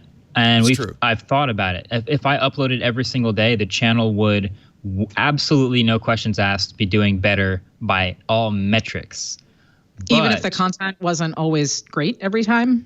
That's the trade-off, is I am fully aware that the content would get not significantly, but it would get worse. You run out of ideas, you start to rush things, the content gets worse. And part of what I think separates the channel in the first place and what I enjoy is really taking my time on videos and making them that extra step, spending an extra day on just the animations and the color and things like that. So we've made the quality over quantity choice at the expense of what the algorithm would probably favor, but I don't think it's, ruining the channel or anything. Oh, I wouldn't say that. I think it's doing just fine. Thank you. Yeah. Yeah. You're pretty happy. You must be pretty happy. We talked when you were still in school, because we thought, boy, if we could just hire Marques Brownlee, we would have a hit on our hands. And you said, I'm doing fine here. I'm just going to stay in school, finish my degree, and then, And of course, you were absolutely right. You didn't need anybody. You did it all by yourself. You pretty happy with how it's worked out? Yeah, I mean, YouTube's changed a lot. The landscape of online video has changed a lot. But I don't think I would change very much about how we've approached it in the past couple of years. You're a poster boy for this. I mean, you've really shown what can be done and do it in quality. You're not tempted to move in with Logan Paul in the house and hang out and burn and none of that, huh? It would definitely make some very interesting videos, but well, you did this week. You did a cross promotion, right? Oh yeah, we've done some collabs. Are always fun. Yeah, I have a friend, Judner, is also in New Jersey nearby. We did a collaborative review on the Galaxy S20. That I think we'll continue to do collaborations when it makes sense. We've also done the interview stuff. Those are a form of a collaboration in a way. But we also you can see the studio behind me. We're always constantly making stuff back here because tech just doesn't stop. Nice to have that opportunity. It's really nice to be able to do that. I've been working in this business. By that, I mean the tech journalism business since the late 70s. And it was started with magazines, right? And it's really been interesting to see how it's completely transformed. The magazines are gone, completely gone. Mm-hmm. They used to be so dominant. People like Dvorak, they had all the power in the world. When PC Magazine walked into Comdex or CES, they were the king of the hill. Bill McCronos, the editor-in-chief, he was royalty.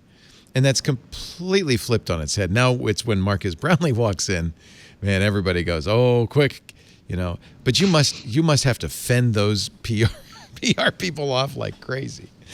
We've got it pretty down to a science. I think we because a lot of the PR people, it's in two categories. It's all the smartphone agency experience type that I've worked with in the past, and they sort of have an experience workflow with YouTubers in general. They know what they're doing.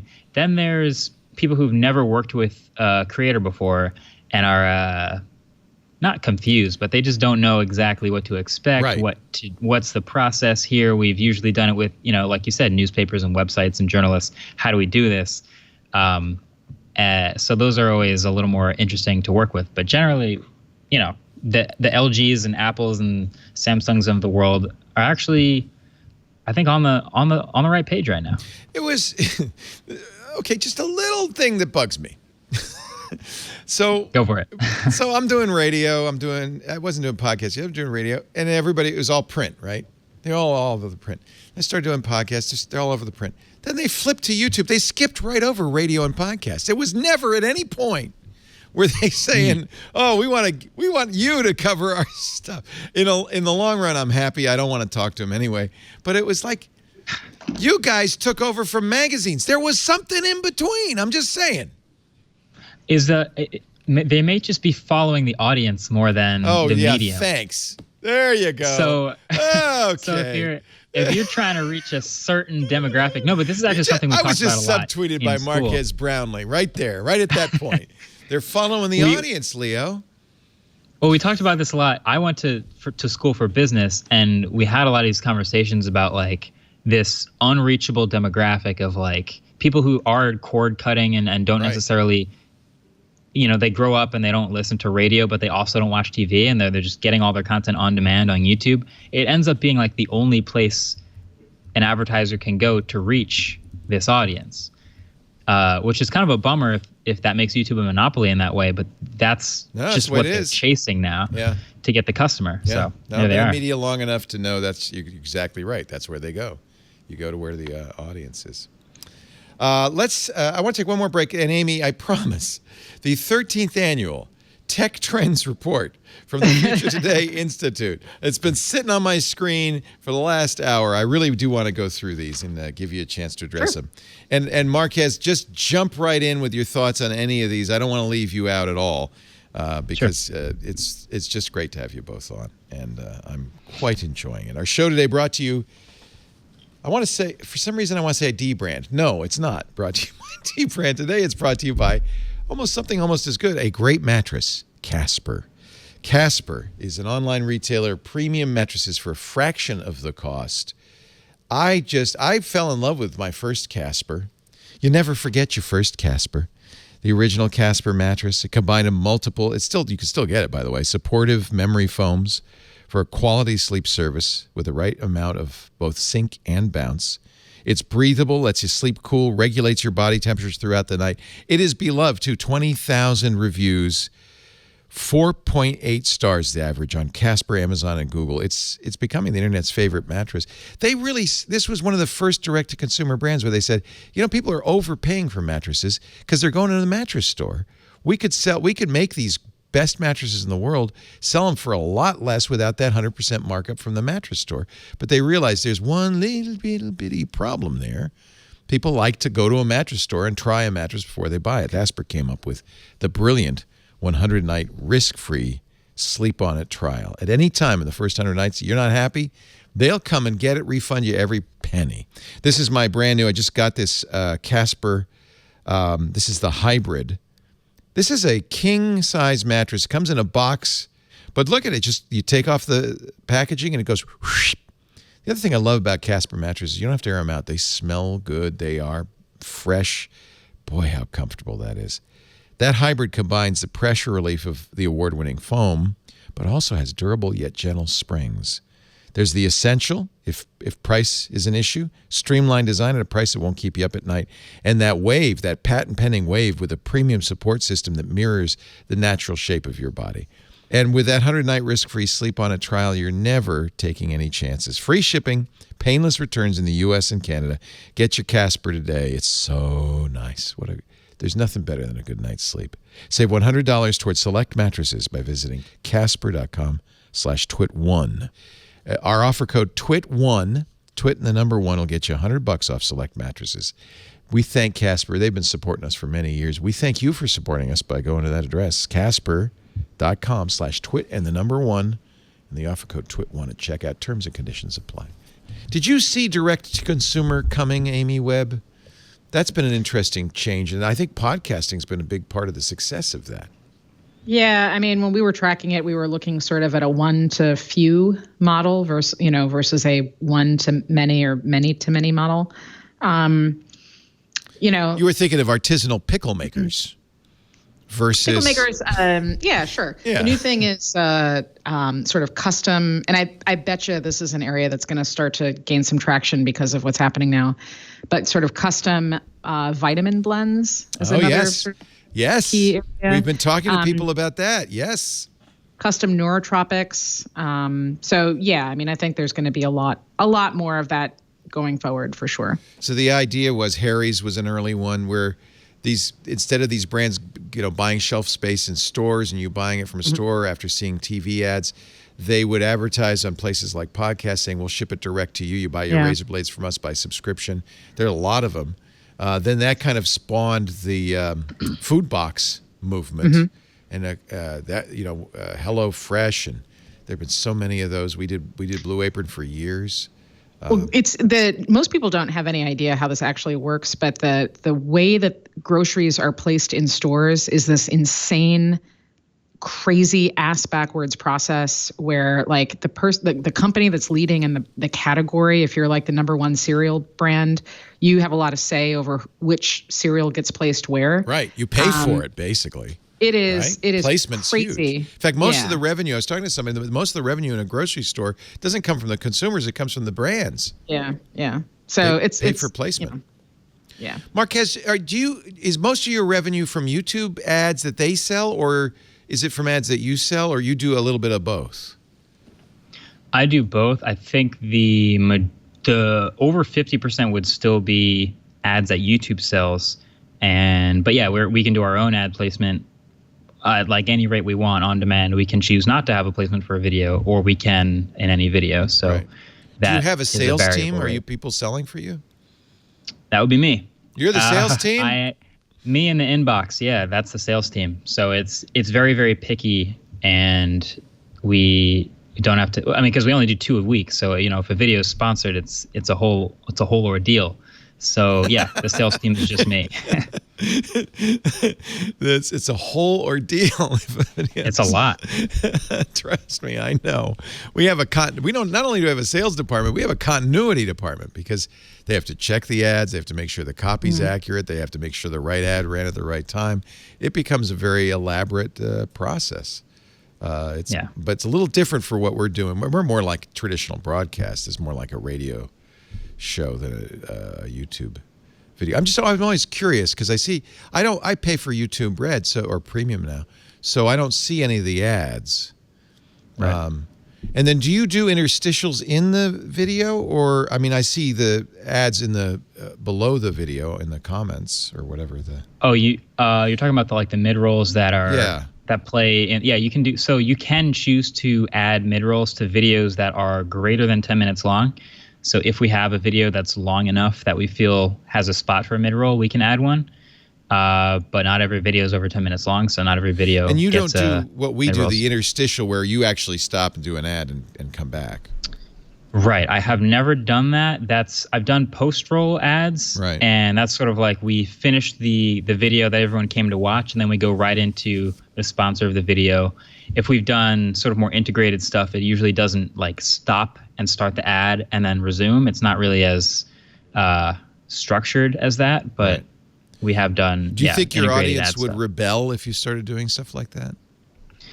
I don't know about rebel. I've sort of kept eyes on a lot of other channels in similar spaces that do start to do things like that, and I can see the way the audience reacts, and everyone does it differently too. Some do it really well, some do it just like willy-nilly. They'll do it for any, whatever sponsor.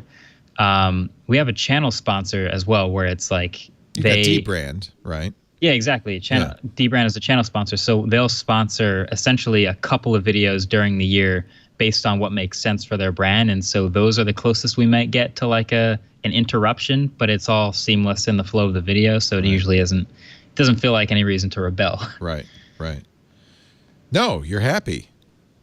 Yeah. I could tell he's happy. He's got how many red cameras? More than we need. Send some over here. No, we don't. We could. What would we do with them? We couldn't do it. We couldn't do Dial anything it down to with 720p. Yeah. I would like to just do a few shows at 8K that we then downsample. No, I'm not going to do it. Let's take a look. You do this every year, 13 years running, Amy, the annual Tech Trends Report. By the way, people can get this. It's free online at the Future Today Institute. What's the purpose of this? So we track longitudinal trends for the purpose of trying to understand where there's going to be disruption in tech, where there's going to be disruption in, every possible area that you could think of. And the point of this is for us to do better research, for us to help our clients, et cetera.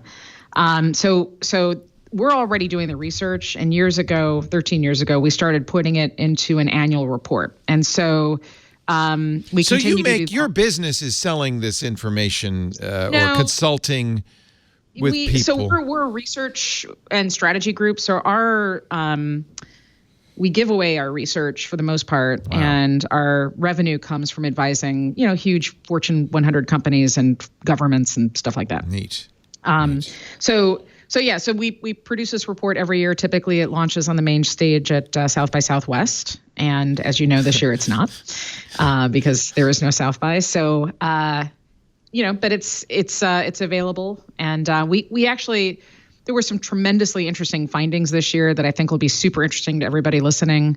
That ranges from, a rise in digital emissions, like our homes are sort of shedding data, and that's, interesting. It's good. It's bad. It's potentially problematic. There is a lot happening with a lot of the big technology firms getting into farming. So like big tech companies like Amazon and Microsoft are getting into food farming. Yeah. Microsoft basically has fairly huge stakes now in 2 different farms. What? Yeah. What? So Walmart. I remember Elon Musk's brother saying the next huge investment opportunity is food. Yeah. And now we're seeing it. And people just aren't aware. So there's that. Is this bringing new technologies to food? Yeah. So it's how can we use precision data mining and some robotics and 5G to try to get a better handle on there's some crazy, interesting experiments around mixing the food for cows in real time per each cow to help their overall nutrition level, get better. It's like those custom vitamins you were talking about. Yeah, totally. It's not just for humans anymore. Not just for humans anymore. There you go. So there's that. We're tracking some really interesting movement in like AI in the cloud. Amazon's AWS RoboMaker is probably going to go live sometime soon.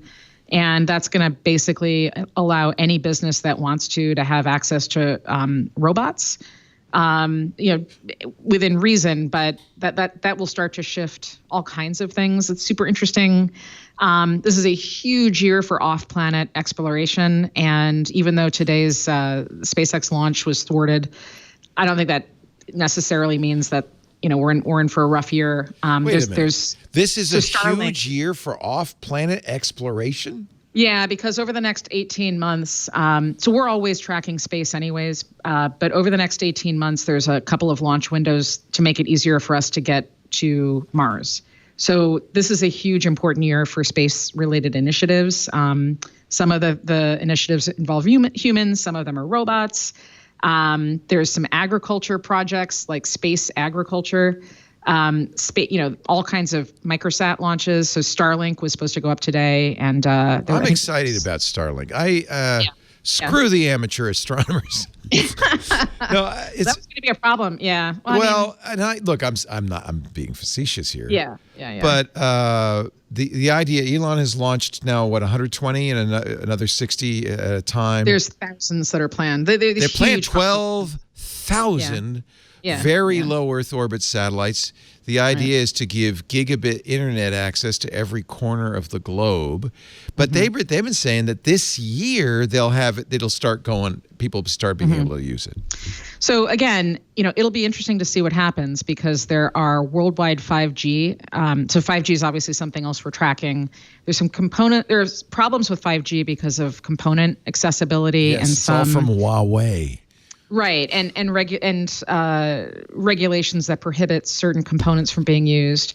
The cable industry is in the process of launching its 10 gigabit network. So 10 gigabit speeds, very little lag, and we've got now space-based internet. So there's going to be a lot of development there over the next year to 18 months.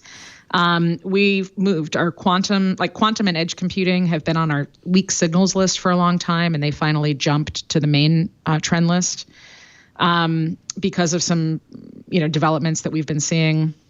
And while I don't think quantum supremacy is knocking on our door next week, I do think that there's going to be some interesting commercial applications and research opportunities. Honeywell, of all people, is selling a quantum computer. Yeah. Is that real? Well, it depends. Do you remember the D-Link? I mean, I guess it's still around. The D-Link quantum system? No. I think it depends on how you define a quantum computer. So it's not really a quantum computer. It's like kind of like AT&T's 5GE is not really 5G. Yeah, here's what I would say. I think we are in a transition that's going to last a decade or so or more. And as we move through this transition, I don't think we will look back at this moment in time and say, oh, this 5G network was true 5G, or oh, this quantum computer was really what we meant when we said quantum. I think there's a ton of technologies, from artificial intelligence to synthetic biology and synthetic media, ambient computing, these new network infrastructures that are all in the process of evolving, and we're living through it right now. Yeah. I'm still back at Microsoft's doing food. This is from Microsoft's Food Farm Beats page, AI, Edge, and IoT for agriculture. But this is from 2015. So they're doing this more as a research project to be a product they can sell. Right? They're not like buying farms because they want to be in the farm business. No, well, I don't know that the answer to that is necessarily no. I can tell you that we're seeing a lot of research and a lot of investments in indoor plant factories. So think of a farm that's we saw some of those at CES, right, Marquez? There were you could have in your house, you could have a plant factory. Yeah. So there's a lot. Yeah, But I mean, I think that the idea is it doesn't have to be a spread out farm. There's aquaponics, there's vertical farms. Aren't they growing stuff in salt mines, abandoned salt mines and things like that? And there's warehouses in London and Japan, or just underneath office buildings where things are growing too. So again, I think this is all, it makes sense. Microgreens from Microsoft. Coming soon. Marquez, what excites you about it? Pick one of those technologies. Are you excited about Starlink or 5G or? Between those, I'm really interested in Starlink. I know it's got a long way to go, but generally, fast internet. Nothing bad with that. Is expands your appealing audience. To someone in my position. Yeah. Exactly. And just generally, like every corner of the globe having, 5G is interesting just because it's super early, and we're trying to see if we can build up the infrastructure in the smartest and fastest way possible, but without Chinese technology. Without being compromised. And you will get to this point. You're still young, but at some point you'll be wondering, how can I do these shows somewhere besides Hoboken? And having Starlink, to me, having the capability to do a mobile studio anywhere in the world is very intriguing. I wonder if that's going to, for one thing, we're going to put the second half of the world's population online. So that by itself is huge. But the idea that they can all not just consume, but create, that's very intriguing to me. Well, and anybody can be anywhere and gain access to it in a way that feels more visceral than it ever has before, which is really exciting. Well, you pointed out with people now going home and schools closing, the haves and have-nots, the internet haves and have-nots are suddenly becoming very highlighted. That you can't just say to a kid, go home, you can do these classes online. They don't have the technology. They may not have the internet. And what we're seeing now is this great gulf. Some of it's economic, some of it's just geographic. There are millions of people living in rural areas that just can't get better internet.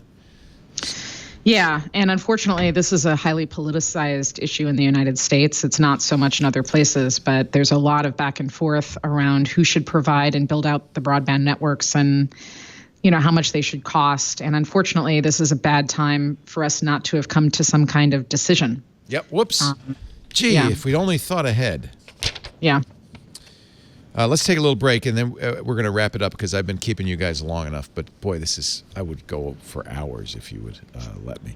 I think, honestly, one of the things we might do, John, I've been starting to do the show from my office, which is hermetically sealed, and I lock the door, and no one can get in there. So, it's completely virus-free unless I bring it in. But in that case, who cares? But I'm thinking maybe this is the time to go live 24/7. You can watch me sleep. Apparently that's huge on TikTok. I'll get up, we'll brush my teeth, we could talk. It'll be like we'll be keeping each other company. No, we'll do it out of my office. Yeah, here. We got the bandwidth. Why waste it? Maybe not. Our show today brought to you by Zapier. Woo, I mean really brought to you by Zapier. We use Zapier like crazy. I have Zapier scripts to do all sorts of stuff. For instance, when I bookmark a story in my newsreader, it automatically, Zapier goes, yes, I'll take that. It sends it, because they have multi-level zaps, it's so cool. It sends it immediately to Pinboard. It sends it immediately to Twitter. I have special links for Twitter feed. It sends it immediately to my blog. It does all of this immediately to a spreadsheet on Google Sheets, which Carson can use to make our show rundowns. It does all of this completely automatically. In fact, I get emails every month from Zapier saying, we just saved you 40 hours. I love that. 4.5 million people use Zapier. On average, 40 hours a month they save with these automated technologies. It's the easiest way to automate your work. Zapier has over 2,000 apps now that it works with.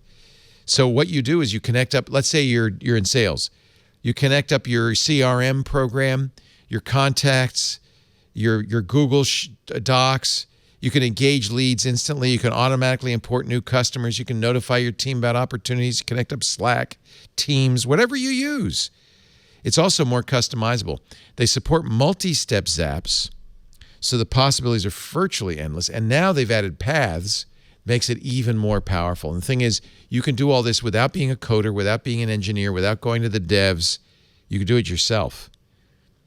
Zapier paths let you set rules, creating new routes. So if A happens in your first app, then do this. But if B happens, then do something else. And the power is endless. I have to say, for IoT, for business, everything I do, I'm always coming up with new ways to use Zapier. Social media too, Instagram, Facebook, TikTok, it's all in there, YouTube.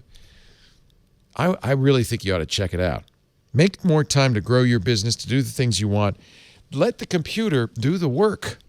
Zapier.com/tweet. Connect the apps you use the most and let Zapier take it from there. Right now through the end of the month, you could try Zapier free for 2 weeks. Zapier.com/tweet. You'll come up with all sorts of really cool things. Look at all the apps. Zapier, Zapier.com/tweet. Your free 14-day trial awaits. Thank you, Zapier, for your support this week in tech. And thank you for supporting us by going to Zapier.com/twit. Marquez Brownlee, Amy Webb. Here's one of the things you came up with. This is more dystopian. Everyone alive today is being scored. And we're not just talking about China. This is data mining. Mm-hmm. Right. So I think probably a lot of the listeners to this show are aware of the data that are being mined and refined. And, this is one of the tricky things about the future of technology. The data on their own aren't really worth anything. It's what we do with those data. And a lot of our automated systems and all of the cool AI that excites us requires quantification in some way. So the issue is a lot of our systems don't work without scoring us. However, we are constantly being scored, and there is very little transparency. And so that will start leading us down different pathways. Some people will start getting charged things, charged differently for things. They may get denied the ability to use things. It probably also means we're looking at regulation in the future, But it's a good reminder that tech on its own isn't good or bad necessarily, but we have to start really thinking through how we're using it all. Here's one Marquez is going to enjoy: synthetic media. Yeah, we've got a really, really good section this year. I'm super excited about it on the future of synthetic media. What is synthetic media? What is that? So we're actually calling 2020 the synthetic decade because there's a lot of emerging trends in synthetic media content, but also synthetic biology and synthetic data sets and synthetic food and beverage. So when we're talking about content and media, that is content that's been generated using corpus of data, whether that's vocal recordings or your faces or whatever it might be.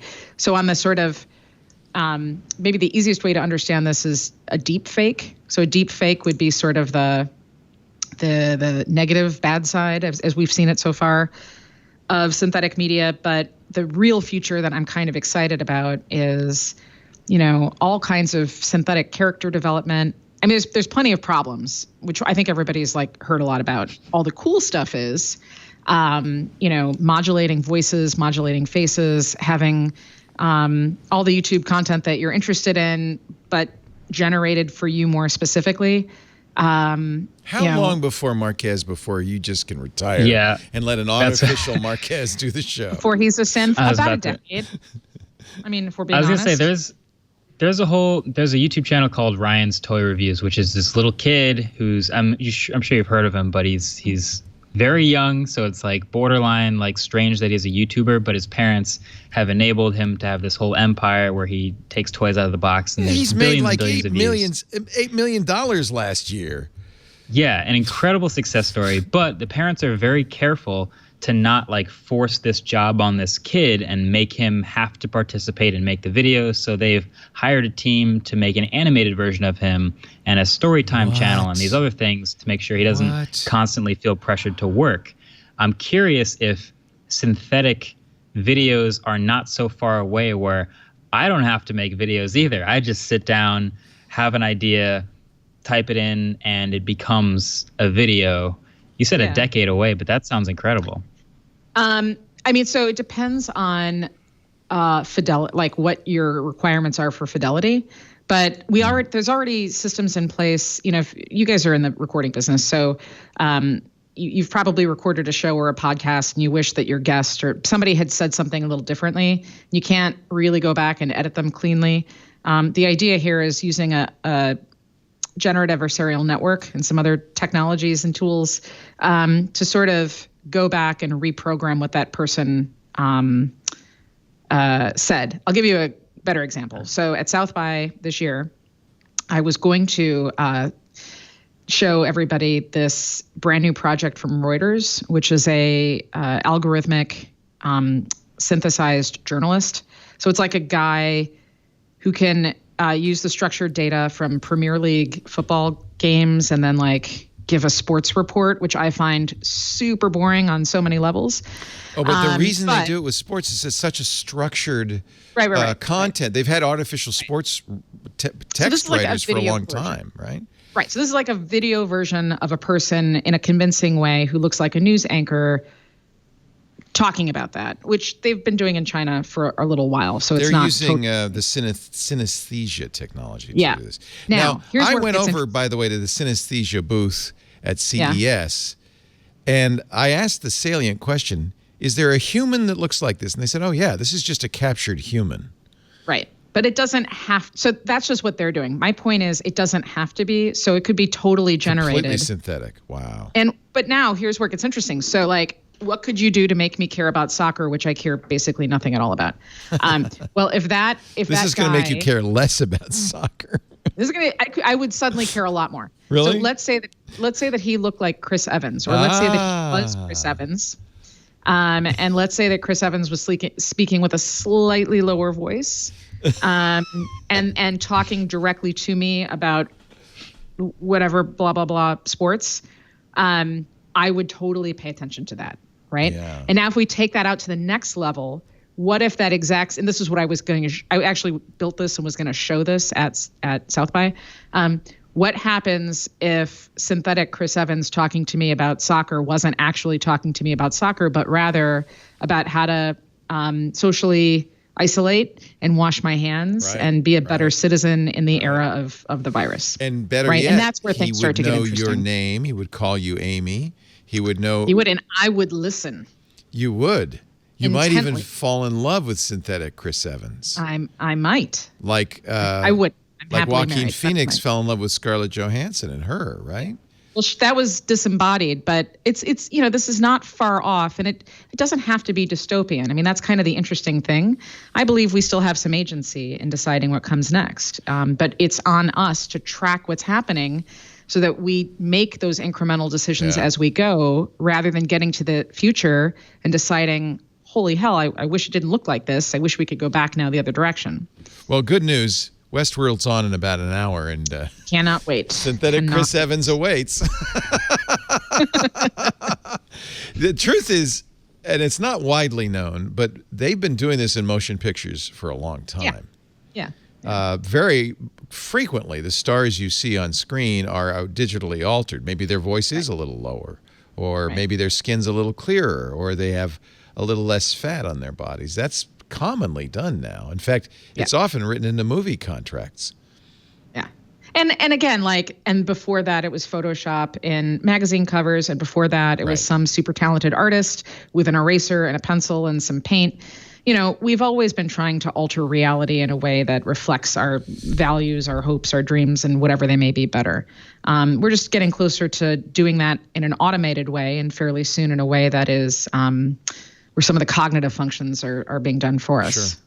Well, I mean, the trick was always, it's easy to do it in a movie because it's post-production, and so you have all the time in the world to work on it. The trick is to do it in real time. Excuse me, real time.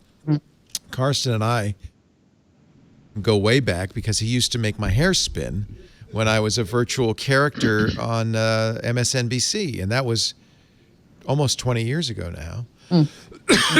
And that was in real time, and that was what was unique about that, because Reboot had already been on, which was, a CGI'd cartoon, but it took weeks and days and weeks and months to make those, whereas I would sit across from Soledad O'Brien and talk to her as a virtual character. But so one of the things that we've done in this year's trend, well, we always do this in our trend reports, is we get real granular.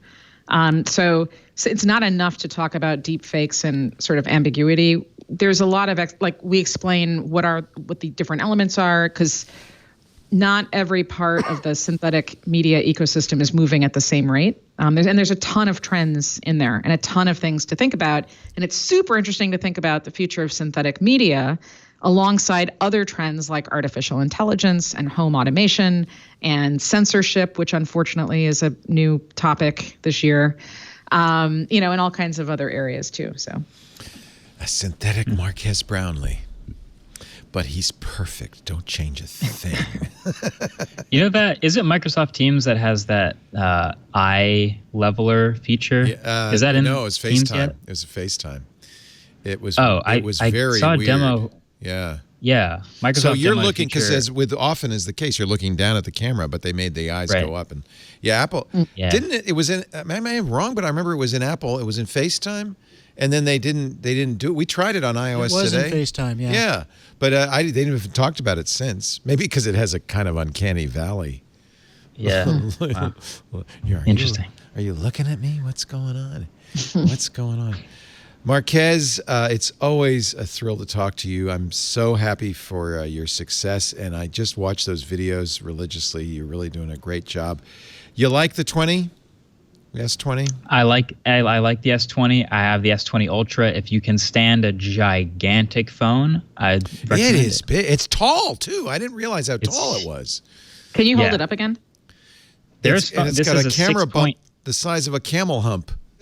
6.9-inch screen. That used to be tablet sized back in the day. Right. Now it's your phone. A lot of people complaining about the camera though.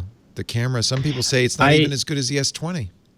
I went in depth with it in my review. There's a difference between the camera and the camera experience. The camera is very good. The camera experience, which almost matters more, is not very good. But software updates may help. Yeah, that they could fix. There's some over softening. Samsung's always been very aggressive in its post processing. Yeah, not so happy about that.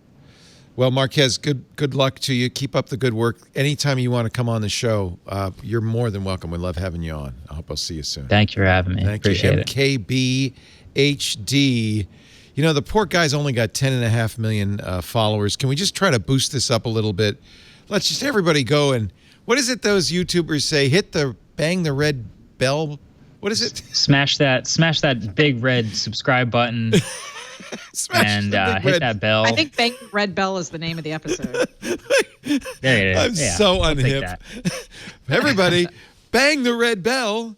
Thank you, Marquez.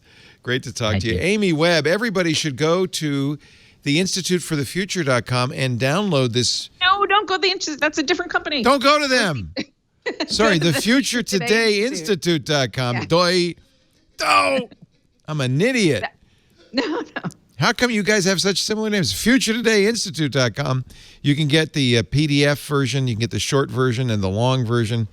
And I am excited. You can also get the book, and I've got the book. She's sending me the book. I'm very excited about that because this is fun to have on your bookshelf.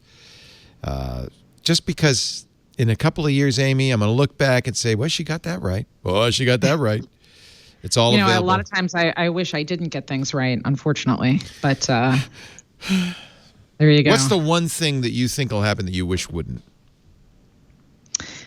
This is policy uncertainty. So I know that doesn't sound like a tech trend. It kind of is. But I think we're going to not have any collaboration, which is weird because, like, if you ask any futurist or sci-fi nerd, like, what's the one thing everybody wishes for when things are bad? And it's always an alien invasion. Because, like, that's the one thing that brings everybody together. Yeah. And I would argue we totally have an alien invasion right now. Yes. We've got malware. Like, this virus is malware for the source code of humanity, Biological malware, yeah. Yeah. And I thought that this was going to be a thing that somehow brought us all together, and I don't see that happening. I see a lot more policy uncertainty and a lot more confusion, and I really wish that wasn't the case now. Is it a political issue? I think it's a lot of things. You know, we live in a very complicated age. The economy is complicated. We've got a lot of opposing viewpoints, and unfortunately, we have people all around the world who are in power. Who, you know, some of them are great, and some of them should have other jobs. And you know, we're going to have to deal with what comes next. But again, I always come back to hope. I really do think we have an opportunity to make things better going forward. So, honestly, yeah.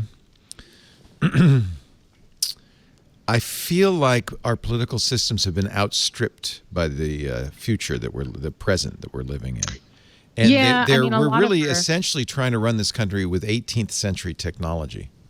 Yeah. And it's not working.